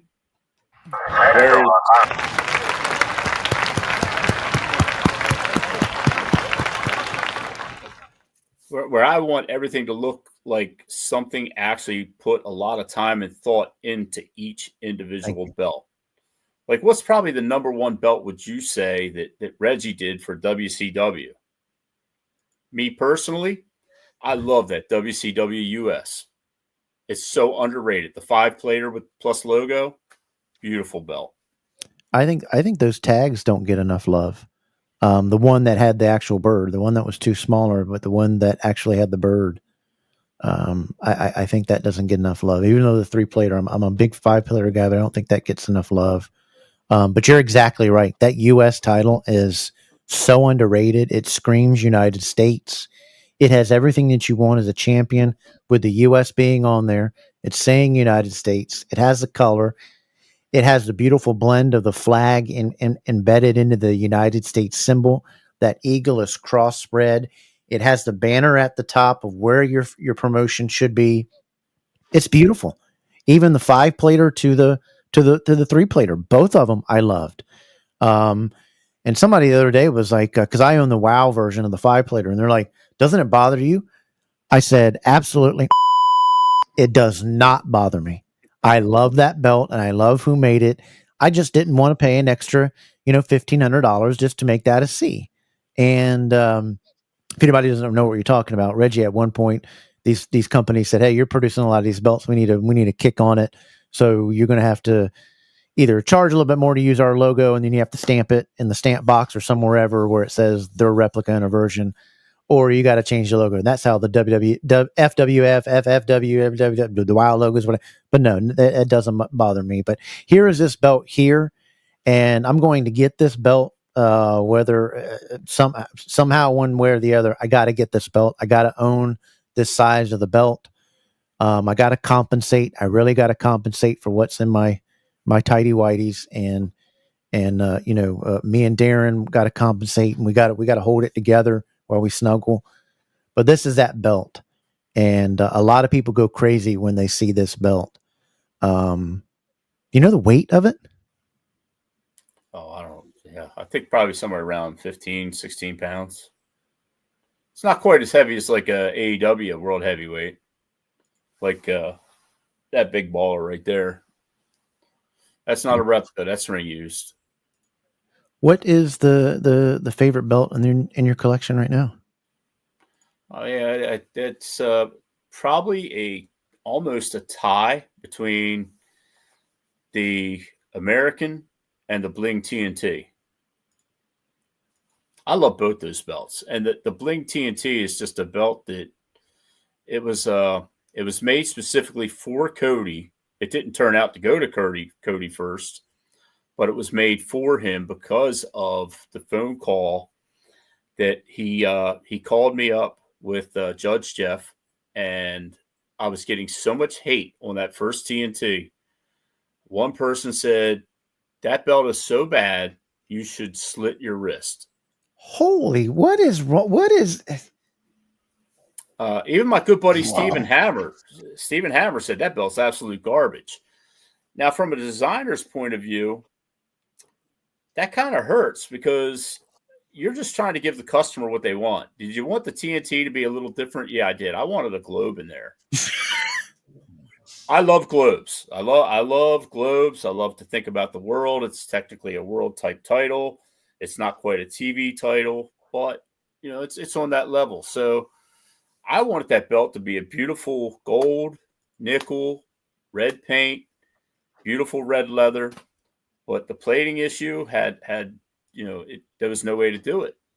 So I got these messages, and then Cody said something to the effect of, "Hey, we want you to make this." And I said, "Listen, I really don't want to make belts anymore. I mean, honestly, the online feedback is just so horrible that I can understand why certain wrestlers go out and take their lives, because these online communities are just so brutal that you just don't want to do it anymore." And Cody said, "Listen, man, you got to look at what's going on. You're talking about people that are never really going to accomplish a whole lot, that are telling you how to design something. And what are you going to do? Are you going to listen to those 2 or 3 people that hate what you're doing? Or are you going to listen to the 10s and 20s and hundreds of thousands of people that love what you're doing?" Right. The conversation meant a lot to me, that he took time out of his day with Judge Jeff to call me and go through all that. And it really inspired me. And I said, "You know what, Cody?" I said, "I want to make a special belt just for you. I want to make the TNT into a crazy bling belt. I'm talking like I want so many stones in there that I can't count them." And then I made the belt, and somehow Sammy ended up getting it first. So that was kind of a crusher, but you know what? Sammy is an excellent, excellent wrestler, a great entertainer. So I'm proud that belt was with Sammy first. And Ethan, do you got any more belt questions before we get? We got about 5 more minutes with Ron here. Nah, but I mean, it goes back to the toxicity of some segments of this hobby. Like it's wild. I've never seen a hobby that has so many good people. There's so many good people in this hobby, but then there's just this faction of like just toxic people for the sake of being toxic. 100%. And you look at it and it's like, no, that's why I learned early on. I'm like, look, nobody's ever going to be a worse critic about myself than myself. So whatever you say about me, you can say about me. I've said worse to a mirror 6 inches from the mirror. So I'm not worried about it. But, you get a lot of these people that they don't know how to handle it. And it's sad to see so many people get ousted from the hobby because they post a belt, then they get thrown through the ringer because the belt's not up to, their standards or it's not the accurate artwork or it's not. And it's just like, dude, just shut up and move on. It's not the end of the world. That's a very important point. And I'm noticing a lot lately between managers of groups. I'm not going to say names, but I have seen a few of those names up here tonight. And then other people will come to me and say, this person is bringing people's families, posting pictures of my daughter, posting pictures of my wife. That's got to stop. That's got to stop. If you got a problem with a person, go straight to them, go right to them. But if you got a person, even if it's a person that's scammers, their family had nothing to do with it. Probably 99% of the time they didn't know anything about it. Even if they're the scammer, take out the child, take out the picture, just post a picture about him. If you got a problem with an individual in that picture, but just leave the families out of it. The family has nothing to do with it. And I wish we'd work things out. My biggest things is I'm tired of people downing the belt. Somebody has a new belt day and I'll go through these other belt groups and everybody's commenting on anybody, but somebody shows off a new belt day and nobody's telling the person congratulations. I don't know why that bothers me, but it bothers me an awful lot. For some people, admins, let's be better. I make it a point of my day to where if I'm going through that, just say, congratulate the guy on the new belt day. That gets your involvement in it. Make them feel good. I don't care if you didn't like the belt. I don't think you don't care if you didn't like the quality. Appreciate that guy took the time to come to your page, post on your page, get in your members involved, and share something with you that he loved. Stop hating on other belts. And I'm not trying to talk about any particular group that has there's fall for it. There's I'm in there's groups that you're in that are only maybe Reggies or only Millikins or only stuff that says nothing wrong with that. I'm just talking about when you see a guy making a new belt day and you think it's the worst thing that's ever, just still congratulate him. And if that person asks you,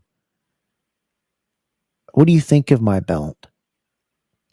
Are you the main thing is are you happy with it? Do you love it? Then nothing else matters. Now if somebody says I paid blah, blah, blah, blah. What do you think? Can somebody tell me if this belt is, then do it. But don't say that belt looks like, pure do it. You see eye to eye 100%. Yeah. You're a steward of the hobby. My father-in-law always says he's a steward of the land. You don't own land. You don't own this hobby, but you got to come in. You got to make it the best you can for the time you're here. Yeah. And that's one of my favorite things is to get in between two people and say, hey, listen, man, you both love the same thing. Quit hating on each other. Yeah.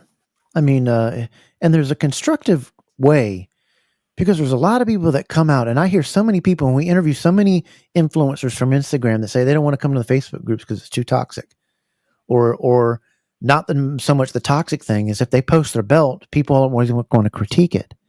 If they didn't ask you what you thought about it or if their art's wrong, just don't do that. But if they're asking you, hey, is the art wrong? What do you think? Is the quality good on this belt? You can do it in a constructive way. That's saying, hey, the art's a little bit off. Here's what I'm telling you. Or, hey, I noticed a few things. I'm going to PM you. Do it in a way so that we're not running off new people in the hobby. Because if we run off new people in the hobby, it's going to be like a family. We're all going to eventually go after each other because it's the same people in it. Grow the group, support all the groups, support all the podcasts, support all the shows. Do what you can with it and support each other. And when Ethan has the Taco Bell runs, you get over there and you get on Amazon and you get him delivered some extra toilet paper so that he doesn't run out, Malanta. There you go. I'm a classy person. I use a bidet. Just throwing that out there. Yeah, he likes the water in his doo-doo hole. Nothing wrong with that. Yeah. I had that happen one time, and I hit the wrong button at a hotel, and I felt violated for 3 weeks after that. Let's move on. Keith Sawaya here real quick. He has the ugliest TNA belts I've ever seen. Stop wasting your money, Keith. People need to steal by rubbish. A problem. Someone to go talk to them private and public. Yeah. It says, yeah. You won't get that toxicity in the clique. I know that. Yeah. I'm not going to allow it. But I will say this: if you slap somebody, don't play victim when they slap back. You don't get to do that. It's just they always think you don't get to decide how hard somebody slaps back. But support all the groups that stay, drama free. Support all the groups that have fun. Support all the groups that do interesting things. And I'm not talking about scammer and issues and belt issues and somebody didn't send you a belt. Yeah, hammer them. Go after them. Somebody didn't mail you a belt. Smash them all you want on the thing. Post to post. There's scammers groups. There's things groups. Get the admins involved to try to help you, get your belt and this, that, and the other. So, let's keep doing that. But Ron, this is your page here on Facebook, and it's Red Leather. And then your other group that we wanted to give a shout out to. Let me take this one right down and put this one up. Talk about your other group before we let you get out of here. This is your Facebook community group where everybody can post everything about it. It's KLIQ. Can you please explain that? The KLIQ? Well, it's the click. I mean, okay. We started the group simply so people could come in, post what they want without getting ridiculed. I want everybody to feel like when you come into the hobby, you should have some people to be cool with you. If you got something negative to say, then it's okay to keep scrolling. But like you said, I mean, we agree 100% on that. If someone says, Hey, Kevin, what do you think of the etching on this? Do you think this is good quality for, $2,000, $3,000? And you say, I'm not going to lie to you. No, I think you got a $700 belt there. It's garbage. But if I just say, hey, new belt day, give me a thumbs up or something. You don't need to hear, dude, you bought shit. That's not cool. Yeah. Ethan, what do you think of this belt? I mean, this robe that he's ordering. Oh, beautiful. Beautiful. Can't wait to see Ron strike a pose with the big. He's got to do the deluxe big gold, and just because. Look, Darren, Ice is on to Ethan, so his AI is detecting his voice, and they'll get his location. So sometimes Ethan has to zone out, and he shops on Amazon way too much, so we have to kick him in the butt. Ethan knows the click, but is silenced. What was that? Oh, no. He's talking about Darren's he's talking about the group. Darren's been making fun of Ethan not talking a whole lot today. And then when he started talking too much, Ethan said, okay, he talks too much. He's being funny. Darren's got a secret crush on me, so he's hilarious. Yeah. We were introduced to him when Pondwater Dave was come on, and dude was hilarious as crap, dude. I literally had to change my boxers after we were done. Tell us about this robe and a little bit, 30 seconds about this robe and when it's coming and why you wanted it. Well, how can you not want a Karen McDaniel, who is Wahoo McDaniel's wife? A robe made by her that is almost the same exact as what Ric Flair wore. From what I understand, she charges somewhere close to $9,000 if you want one of these robes made. Ooh. And I got to say, it's worth every penny. I didn't pay that, but a good friend of mine had it, and he needed some help, so I helped him out and got a beautiful robe at the same time. And you got my word. As soon as it comes in, I'll put it on. I'll post up a pic. I'll grab whatever big gold you want me to grab, and a blonde wig, and I'll go woo. At this rate, you kind of have to do the C4. I mean, you got 6 of them. I'd agree with you. It's a great belt. Yeah. And we're going on record. Ron needs no more C4s. He's not in the market for any more C4s. So if you haven't used one, message me first. Ron's out of that C4 game. He's got enough. Yeah, CJ talks about. Please go join. It's absolutely wrong. Come to me with your C4s. Yeah. I will help you out. Yeah, spectacular. Ron, is there anything else that you want to plug? Anything coming up that we should be looking for when people are ordering from you? The best way to go. I'm not talking about pricing, because I think with every maker, prices depending. I guess you could give a range of between 1,000 and 10,000, depending on what you wanted it. So it's all different ranges. Did you want to say anything about that and how that works? But we can say, when somebody orders from you, what's the deposit? How does that work? And what payment form do you take?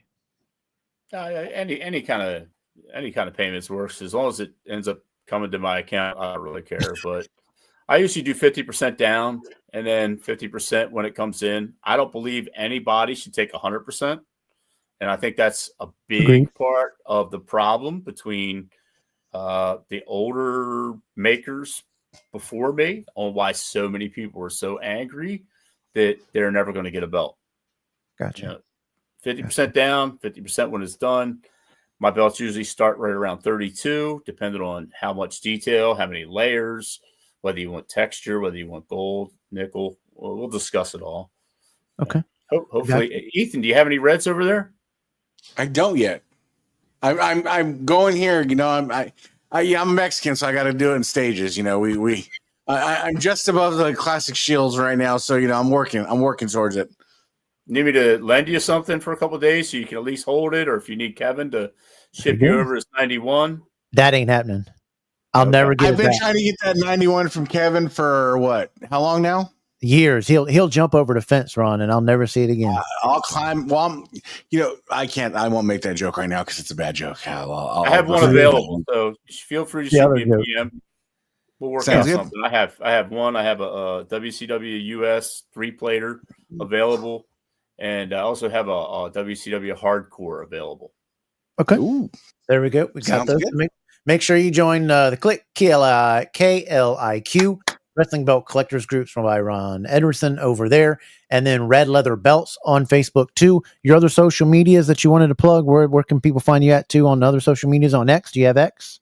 I have X. I'm not really active there, but I am active on Instagram. What's your Instagram? Leather_belts. Rather the belts. Okay. And what about YouTube? I have a YouTube. I get a lot of views on my big goal comparisons, but I don't really post a lot. I probably need a social media manager. There we go. Any volunteers? Anybody? I think Darren out there would do Pond Water or Jay-Z Flair might. I mean, Jay-Z Flair promotes the heck out of his stuff. That dude. Bojangles, get him on a commercial, dang it. Hell yeah. Jay-Z's one of the best dudes out there, man. Kindest guy. Love him to death. Great, cool guy. Ron, we thank you so much for your time coming on here. We've loved to have you. Hopefully you'll come back and maybe just talk wrestling, talk some other things with us. Show us anything. 100%. If you got anything to debut, please show us. We'd love to share it. And everybody, please go over and join his groups and join him out. And if you got any questions on belts and stuff or just a general chat, just hit the guy up over on Facebook. We thank you so much. What's that? Grab that TBS replica. It's hitting the stores like real soon. It's the first and only replica ever made with the maker's signature in the banner. Okay. We will absolutely do that. We'll plug that. Thanks again, Ron. Everybody throw up those DDKs to Ron. Thanks so much, Ron. I hope you have a enjoy the rest of your weekend off. Good 3-day weekend and enjoy it. Hulkamania lives on for Mary. We wish you very much success on all your belts, and may the belt makers keep belt promotion keeps coming to you and keeps you successful. Okay, buddy. Thanks, guys. Great. Thanks so much, man. Have a great night, buddy. Ron Edwardson, everybody.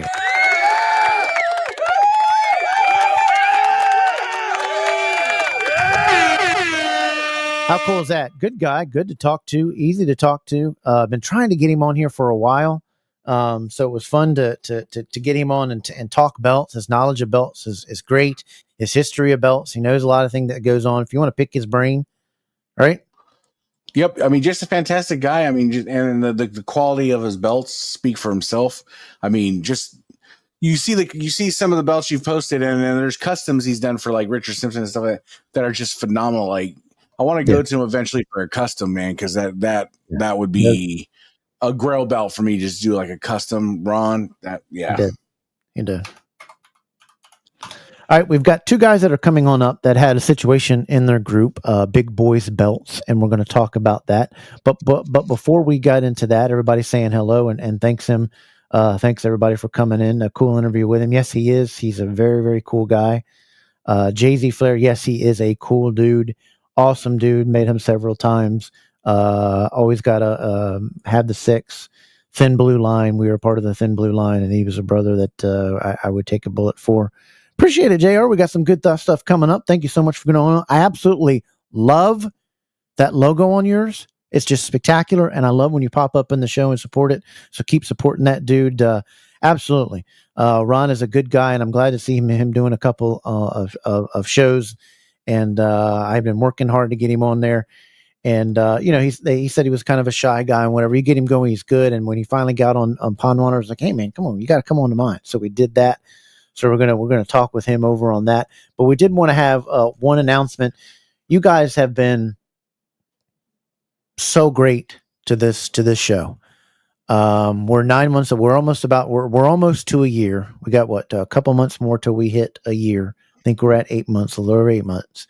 We started this show to be a hobby show, to have guests, and we've had guests from artists to figure picture photographers that take pictures of figures, leather guys, boat makers, YouTube guys, leather guys, everything from this show. And we worked really, really hard. And I always said in the back of my head, I didn't care if 5 or 20 were watching in here, because it was more about me keeping my brain working because of the condition I have. And doctor's like, it's working. It's whatever it is, keep those things firing and making those videos like we talk about. And with the help of Ethan Thompson and Stephen Hammer in the background, we've worked very hard. And I always thought 500 would be successful for just a hobby podcast type of thing.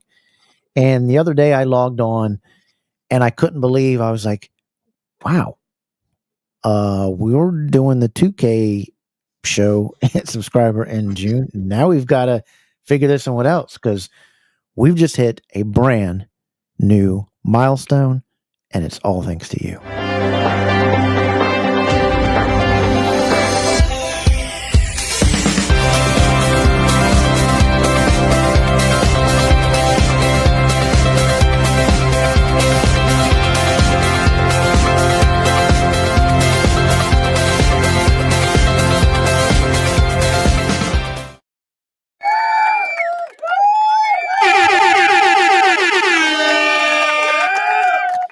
It's just so unbelievably humbling that you guys, 3,000 of you, have watched all across the world.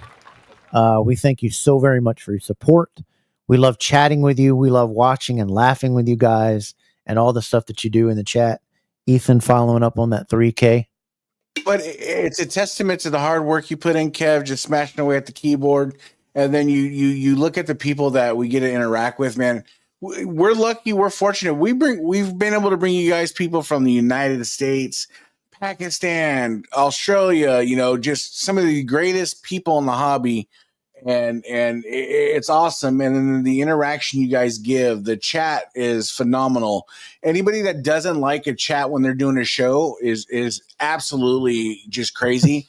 We value, you got Darren that's just laughing it up. I mean, we got the Mark Maggers, we got the Platinums, the Keiths, the Jims, all these guys that make it worthwhile. And that's what you do, is you make the weekly show worthwhile. And then that's something that we're so greatly appreciative of, because it keeps you motivated. It keeps us going. It keeps you wanting to keep going. Yeah, it keeps going. You get, guys like Chris, you get Big BOYZ Belts, and there's just countless people that we want to thank all the time, because without you guys, we're just sitting here talking. Yep. We're just sitting here talking. Now we wanted to bring on 2 good guys of Big BOYZ Belts with a Z Facebook group. I think it's got over 5,000 members. Very active group where everybody shares all their stuff. They wanted to address an issue that happened with something in their group, and they wanted to talk about it. So we wanted to get them out so that they could get the word out there on this. So please welcome. Oh, go ahead. Go ahead and introduce. Go ahead and introduce. So this man is globe-trotting, high-flying, beautiful individual that we are bringing exclusively to you guys from the Costco hot dog market. We bring you none other than Nick Carnival. I'll fill you in a little bit, Kevin. Nick Carnival.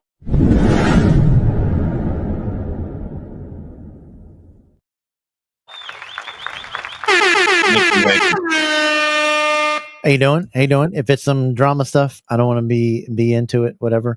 Also, go ahead and So go ahead and let's introduce. Go ahead and introduce Chris. There, give him the same. Give him the same thing. Coming from parts unknown, one of the most beautiful, bearded, wonderful individuals, the founder of BBB. You know, I'm gonna give him that credit. You know, that none other than the handsome, beautiful, sexy Chris Stratton.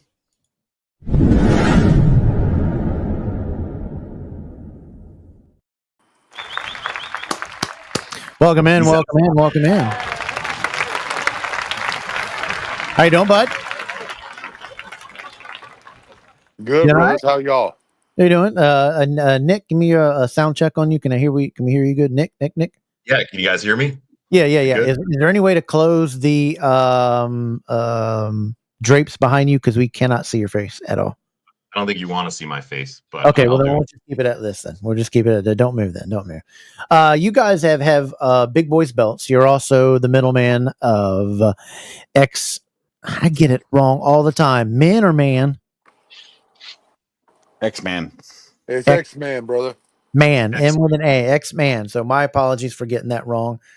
But you had a situation that was going on with a former now moderator in your group, and I'll let whichever one of you wanted to talk about that situation and what happened.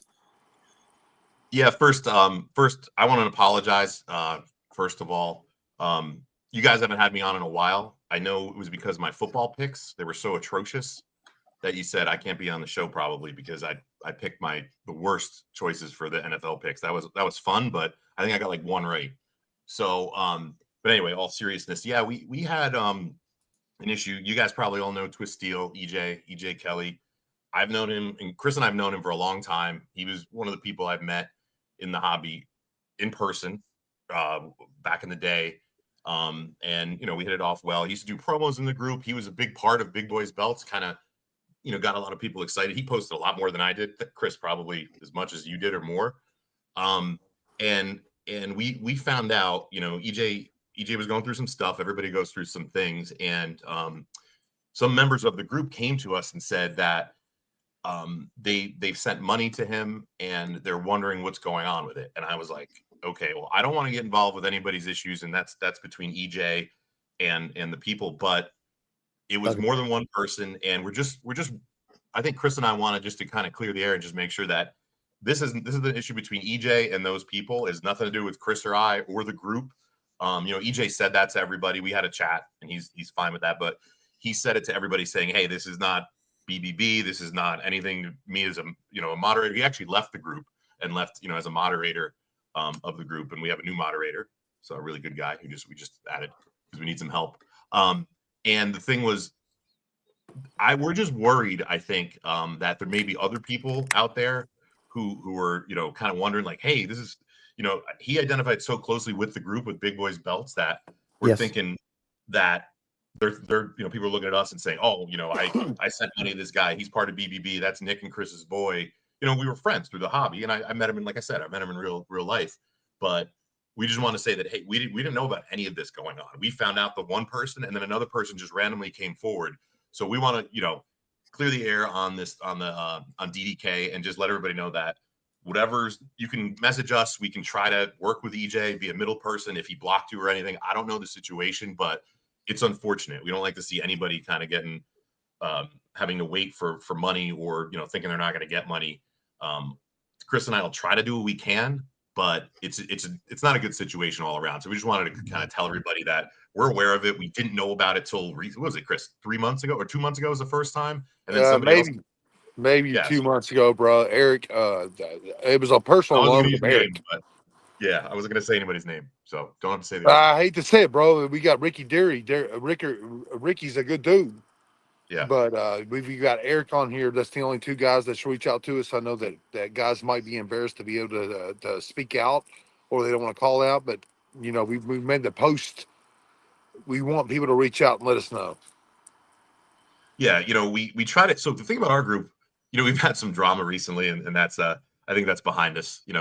It's the hobby. It's fun and games. It's whatever. But as far as this goes, this is real life money. This is different, right? And we want to keep that out of group. We don't have makers in our group because so many makers go in and scam people, and then people will get all pissed off. There's entire groups that are just scammer makers, right? I think you and Ethan were talking about that, right? Like there's some groups that are just completely scam. We try to keep that out. We don't have makers in our group. We try to keep it clean as far as the money situation and people being either scammed or delayed or sitting there and saying, hey, it's been, some people it's been over a year and they haven't gotten the money back from EJ. So I don't know. Like, I hope he figures out what he's going through. My heart goes out to him, but also goes out to the people that in good That's what faith. makes you good, too, bro. That's what makes you a good guy, because it's been over a year. We didn't know. People trust EJ. We didn't know. If you don't message me or Nick, we don't know. But people have hard times. It's not excusing what's going on, but we are willing to be able to step up and know and acknowledge that there's an issue.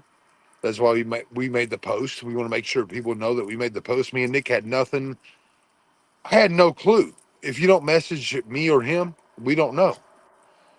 Yeah, and I'll always say this, and I've learned the hard way a few times. Doesn't matter who it is, doesn't matter how cool they are, how much you like them, you admire them. Do not ever lend or give money to anybody in the hobby. Never. Because people are not good with money. Not that I'm an expert with money. I buy belts, I buy stupid things. I like cars and stupid shit.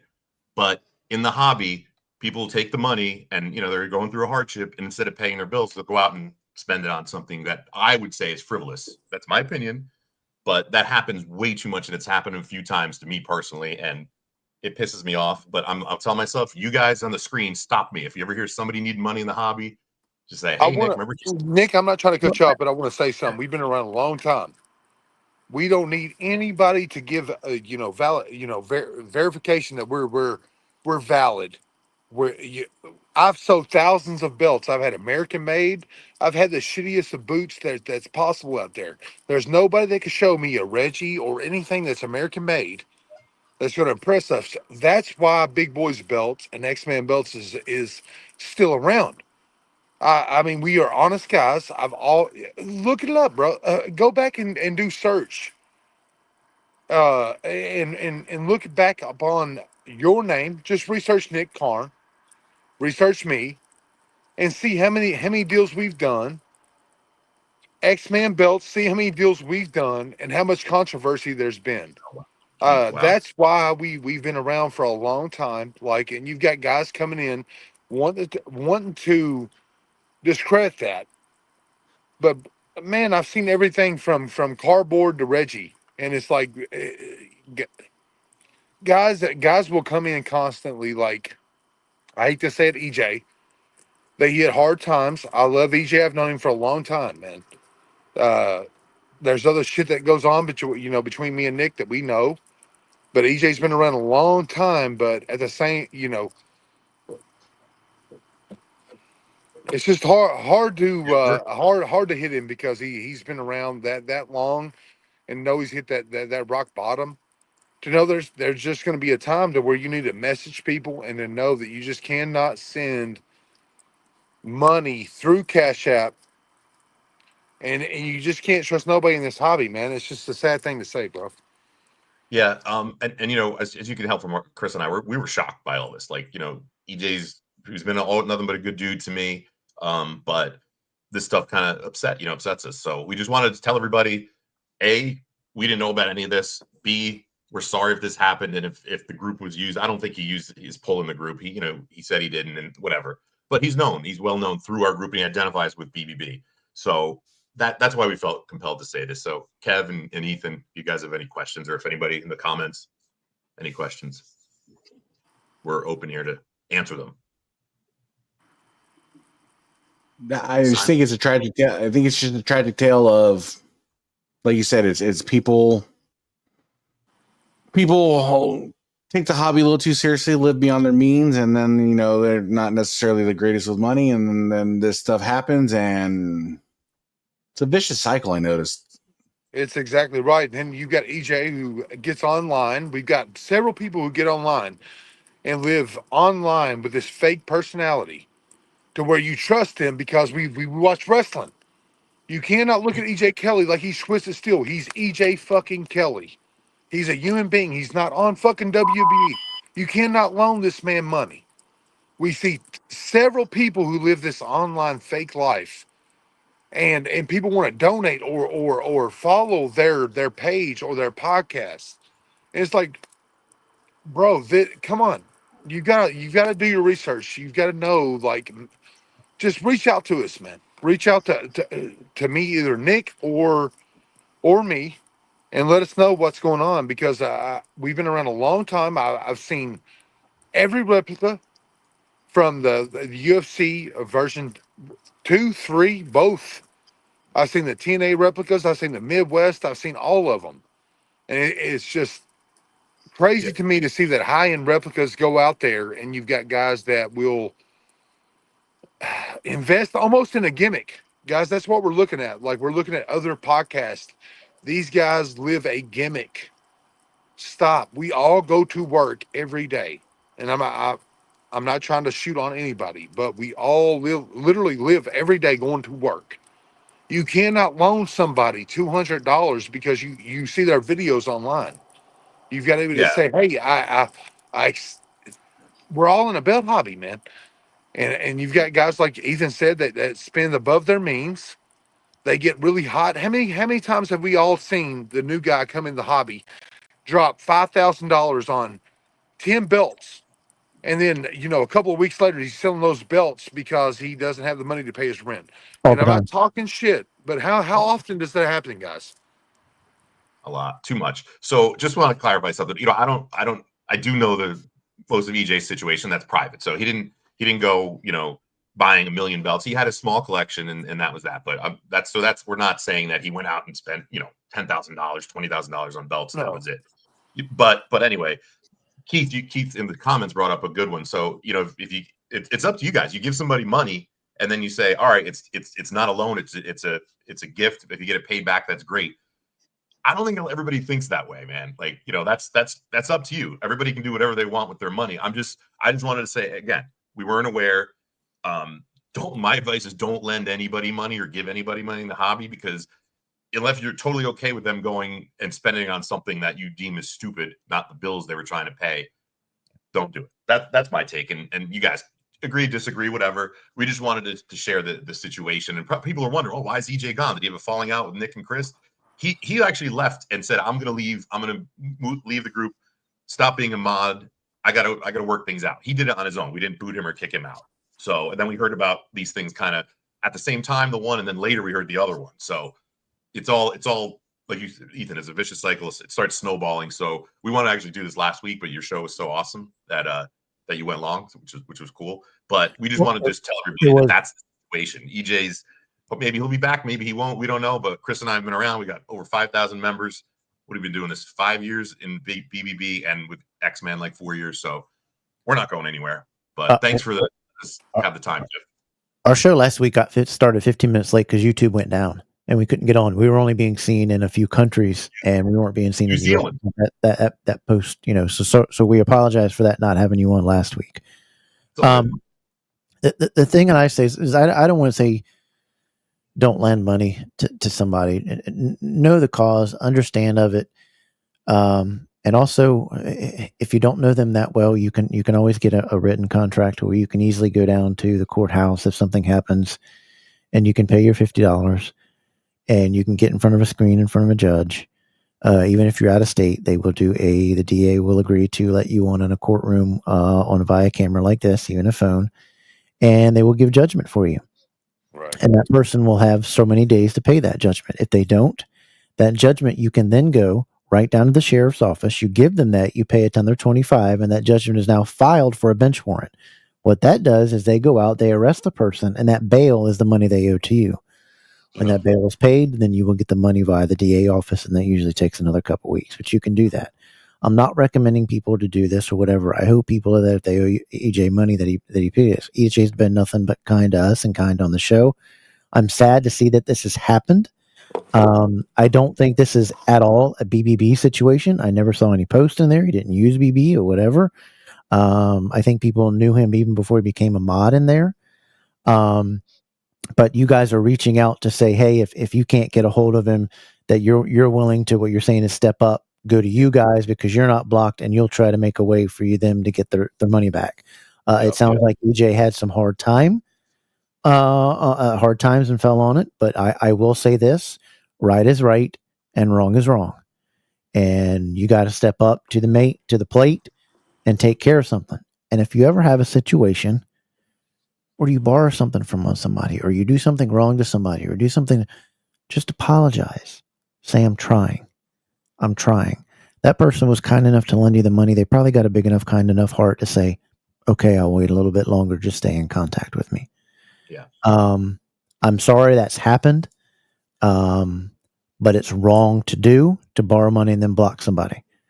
I do know that you said the update and these two people were talking. Did you want to give a little bit on that? So it's like, do not go harass EJ Kelly. Do not go message him. Do not go calling his names. If the people wanted to post him on whatever groups of whatever happened, that's up to them. That's not up to us or whatever. But you did say something to me that the communications open lines were open between the person that owed him money and didn't, and some things were getting better. Is that correct? And can you follow up on 30 seconds, each of you? Yeah, real quick. You know, the situation, EJ's handled it differently with different people, whether he has different relationships with them. Some I wouldn't have handled it that way if I were him. Others, he handled it, I think, oddly in the beginning, and now who knows? There's been promises said over chats and things. So let's hope it's resolved. I don't know. Look, I'm a person who believes it when I see it. So if it happens and he pays them, okay, all is forgotten. It's been a lot longer than anybody anticipated, but he seems to be handling different people differently. Which if somebody loans me money, I'm like, yeah, thank you. Here's your money back right away. That's just me. But I don't know. I don't want to comment or get too deep into that, Dav. Right, because there are certain people that have very serious health issues, very serious things that happen, very serious that you know the person that we help, and we're a community. And I hope this doesn't discourage. I mean, Nick says, I say just be mindful of the situation and make sure of where it goes and what it does. If somebody says, hey, I need money for my TV, my lights are turned off, offer to pay it, but offer to pay the actual light company. I mean, I don't want to interrupt you here, but like with the things that he done with Ricky Deary was an absolute scam. And I'm sorry to say that. It doesn't reflect. Okay, that's fine.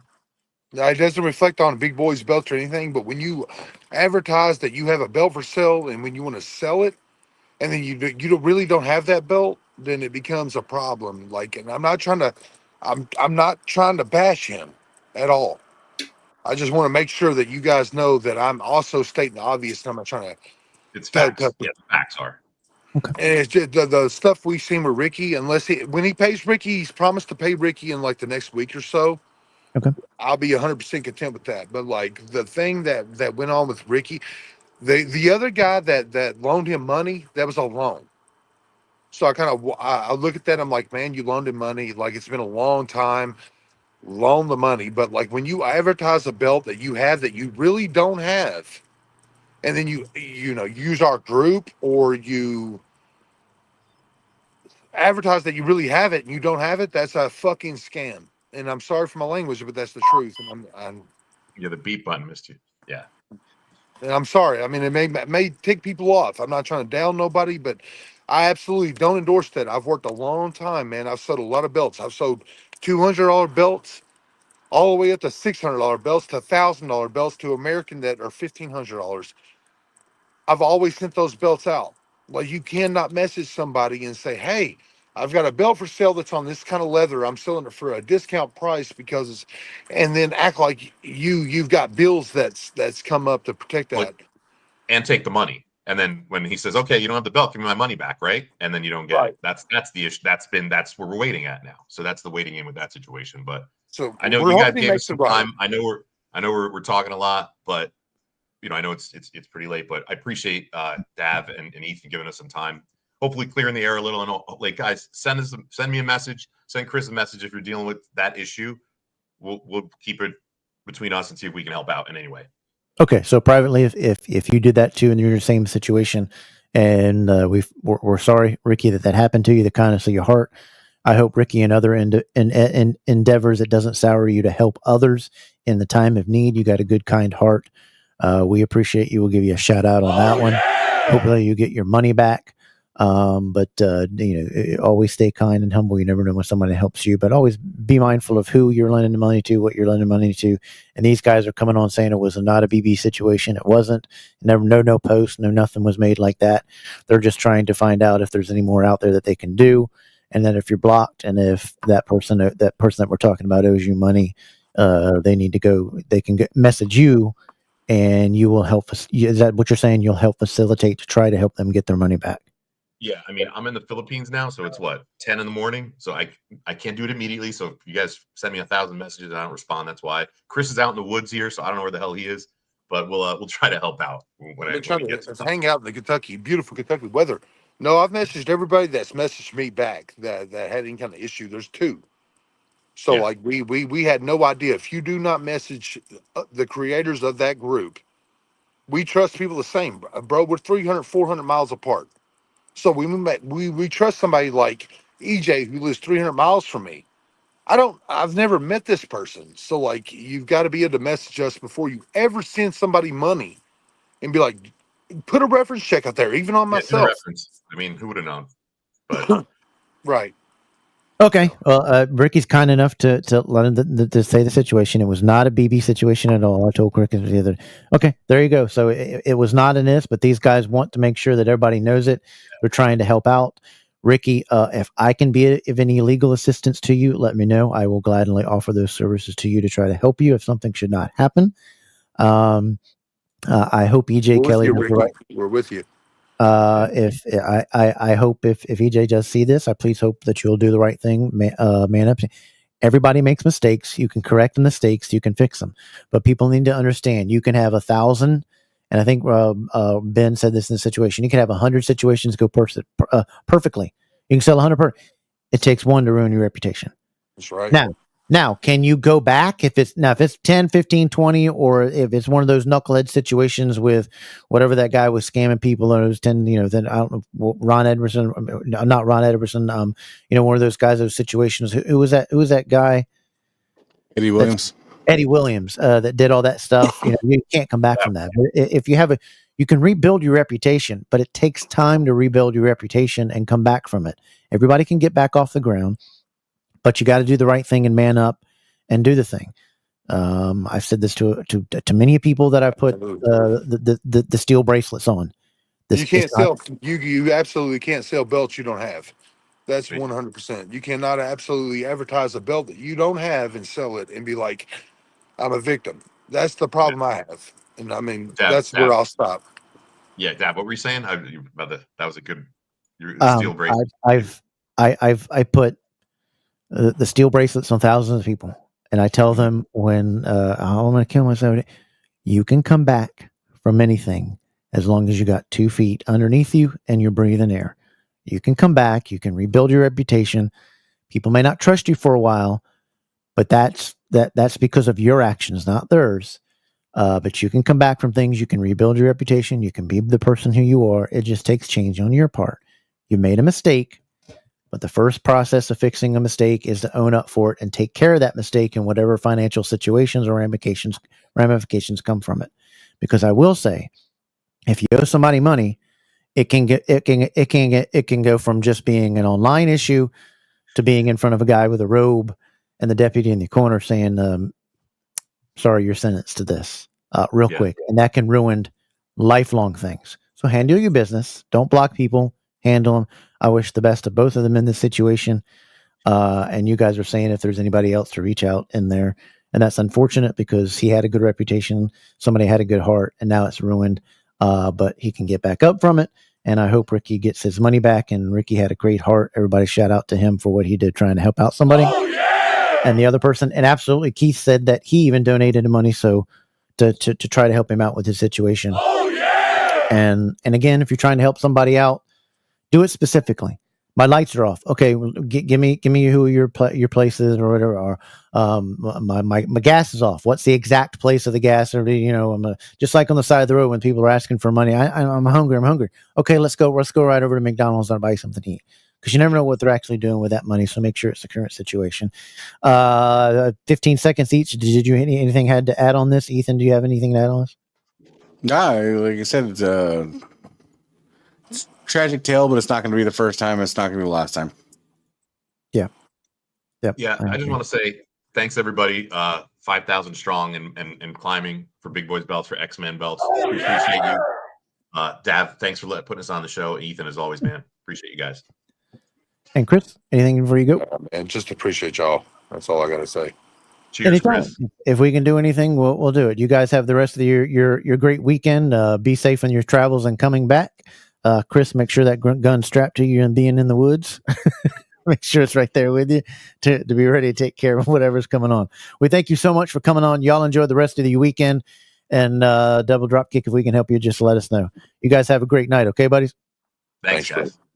And there they are, Chris and Nick from BBB. That was wow. Gamer, what's up? That's kind of a crazy situation, huh? Yeah, it's again though, it's sad it won't be the last. Yeah, let's get into something positive real quick before we get out of here. The pitch of the week.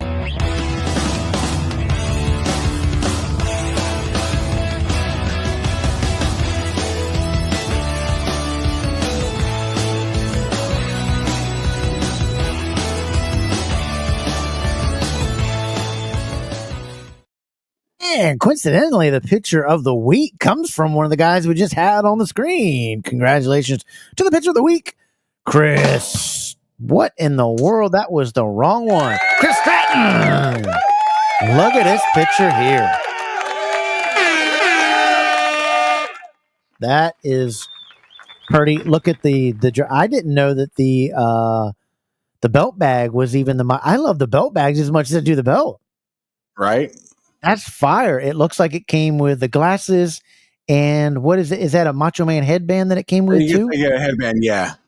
That is spectacular. Give it up. Or let everybody in the chat, give him up for picture of the week for Chris Stratton. Tell him what a beautiful belt you saw there on DDK. He probably doesn't even know he's in the middle of the woods hunting Bigfoot as we speak. Nick is buying fake Rolexes over in the Philippines, so we'll hope he comes back with one for me. I need one just to be able to wear around so I don't mess up the good one. But picture of the week, spectacular picture. If you'd like to see your picture of the week, make sure you hit it up on DDK Podcast on X or Instagram, or post it in the Wide World of Belts Facebook page or the Love Those Wrestling Belts Facebook page. I usually take from there. Chris Stratton with a picture of the week. And the last thing that we got to get to is we got one belt for sale that a guy that watches the program and helps it out a little bit. Let's go over to the ladies. Ladies, what you got over there at the DDK Belt Bar?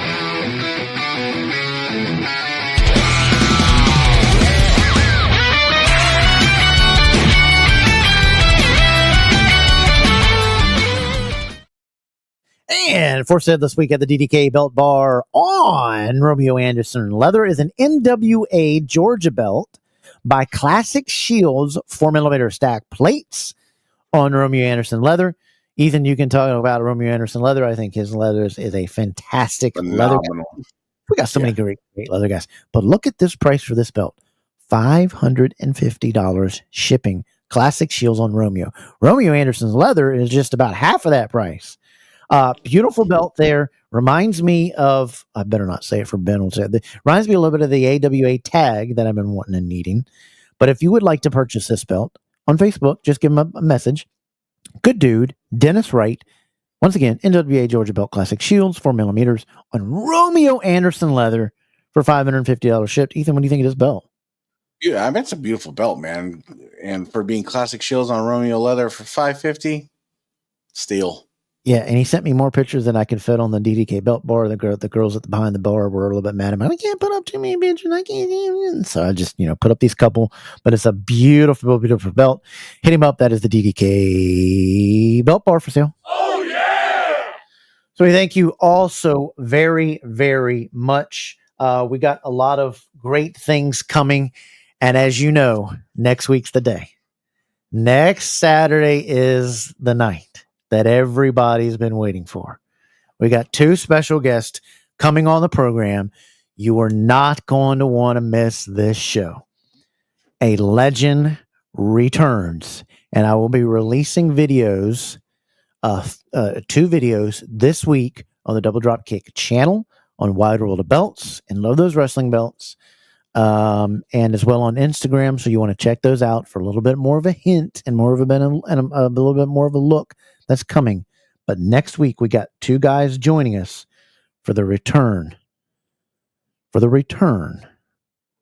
of a legend, and it's going to be absolutely epic.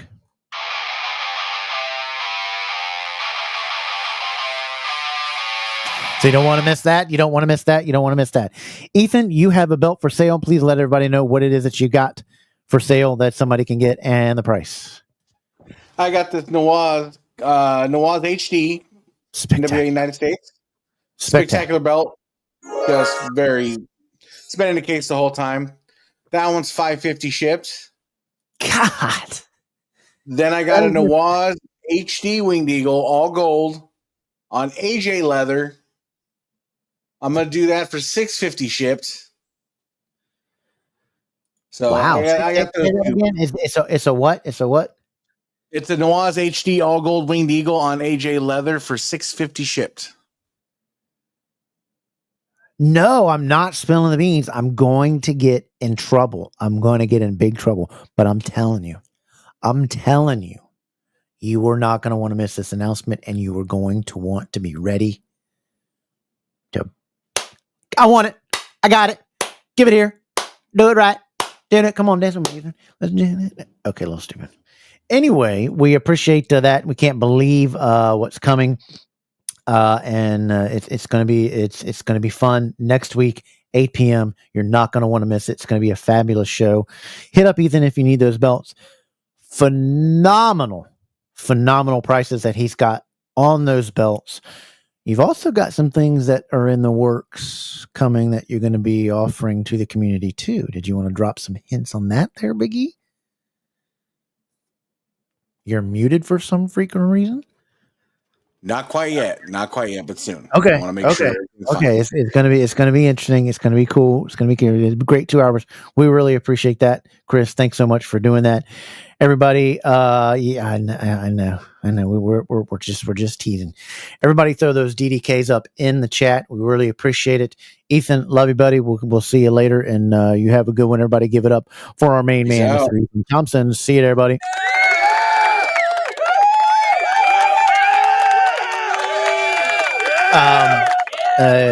Yeah, Nick, if you want to hold on back there, I got to talk to you in just a second, so stay right there.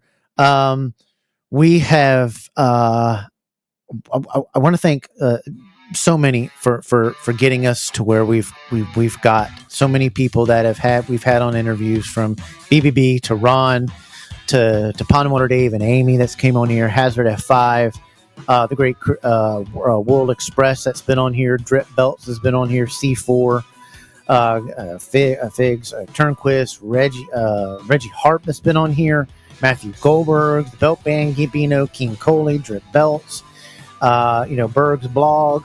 We've had so many great people. Ricky Hernandez has been on here, Matthew Box, MW Belts, Classic Shields. We've had so many great things, Hammer and everything, and there's so much more to come. We are pushing it forward. We are not taking it back. I'm going to keep giving you the best I can. At some point, unfortunately, we will have to go to every other week due to health, but we're not there right now. So we're going to keep having fun at all the great things that we do. And again, I wanted to thank everybody with this little bit of announcement again of what we hit. That's all because of you.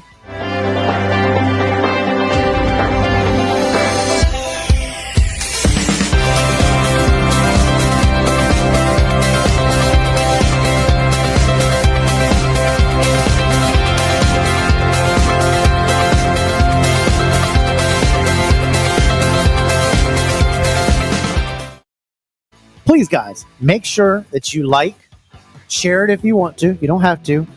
But make sure you're subscribed and tune in each week and comment. Comment and be a part of the show. When you comment, you're a part of the show. You'll be involved in the conversation as you see it is every night. Next week, the big major announcement right here on Double Dropkick Podcast, 8 p.m. Eastern. You're not going to want to miss it.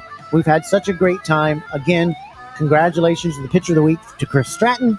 And thank you so much to Ron Edwardson for his great hospitality over at Red Leather. He is the owner of Red Leather. Ron Edwardson from Championship Belt Maker. Thank him so much for being on the program, and all those for checking out the DDK Belt Bar. You guys want to make sure that you check out Spanning the Globe every Thursday night, 8 p.m. 7 Central. They're going to have a great show. And also, you got to check out C4 Authentic Belts. They are the only ones that are partnered with Crumrine. The only ones that are partnered with Crumrine to bring you the most spectacular big gold ever produced since the original. Check them out on Facebook or check them out at c4authenticbelts.com. Colin is a great guy. Check them out. C4 Authentic Belts, taking you back to like it's 1986. Please, you guys, stay safe. I want you to make sure you're back next week for another DDK Saturday night. You guys, remember, stay safe, stay humble, enjoy the rest of your weekend. If you're having a few drinks, put those keys away, give them to somebody else. Stay safe, stay aware, and make sure, as always, you stay humble. And make sure you're right back here for the big reveal show next week on the 31st. Until then, we'll see you again. I'm Kev out. Take care. Stay humble. And we'll see you right back here next week on Double Dropkick. Good night, everybody.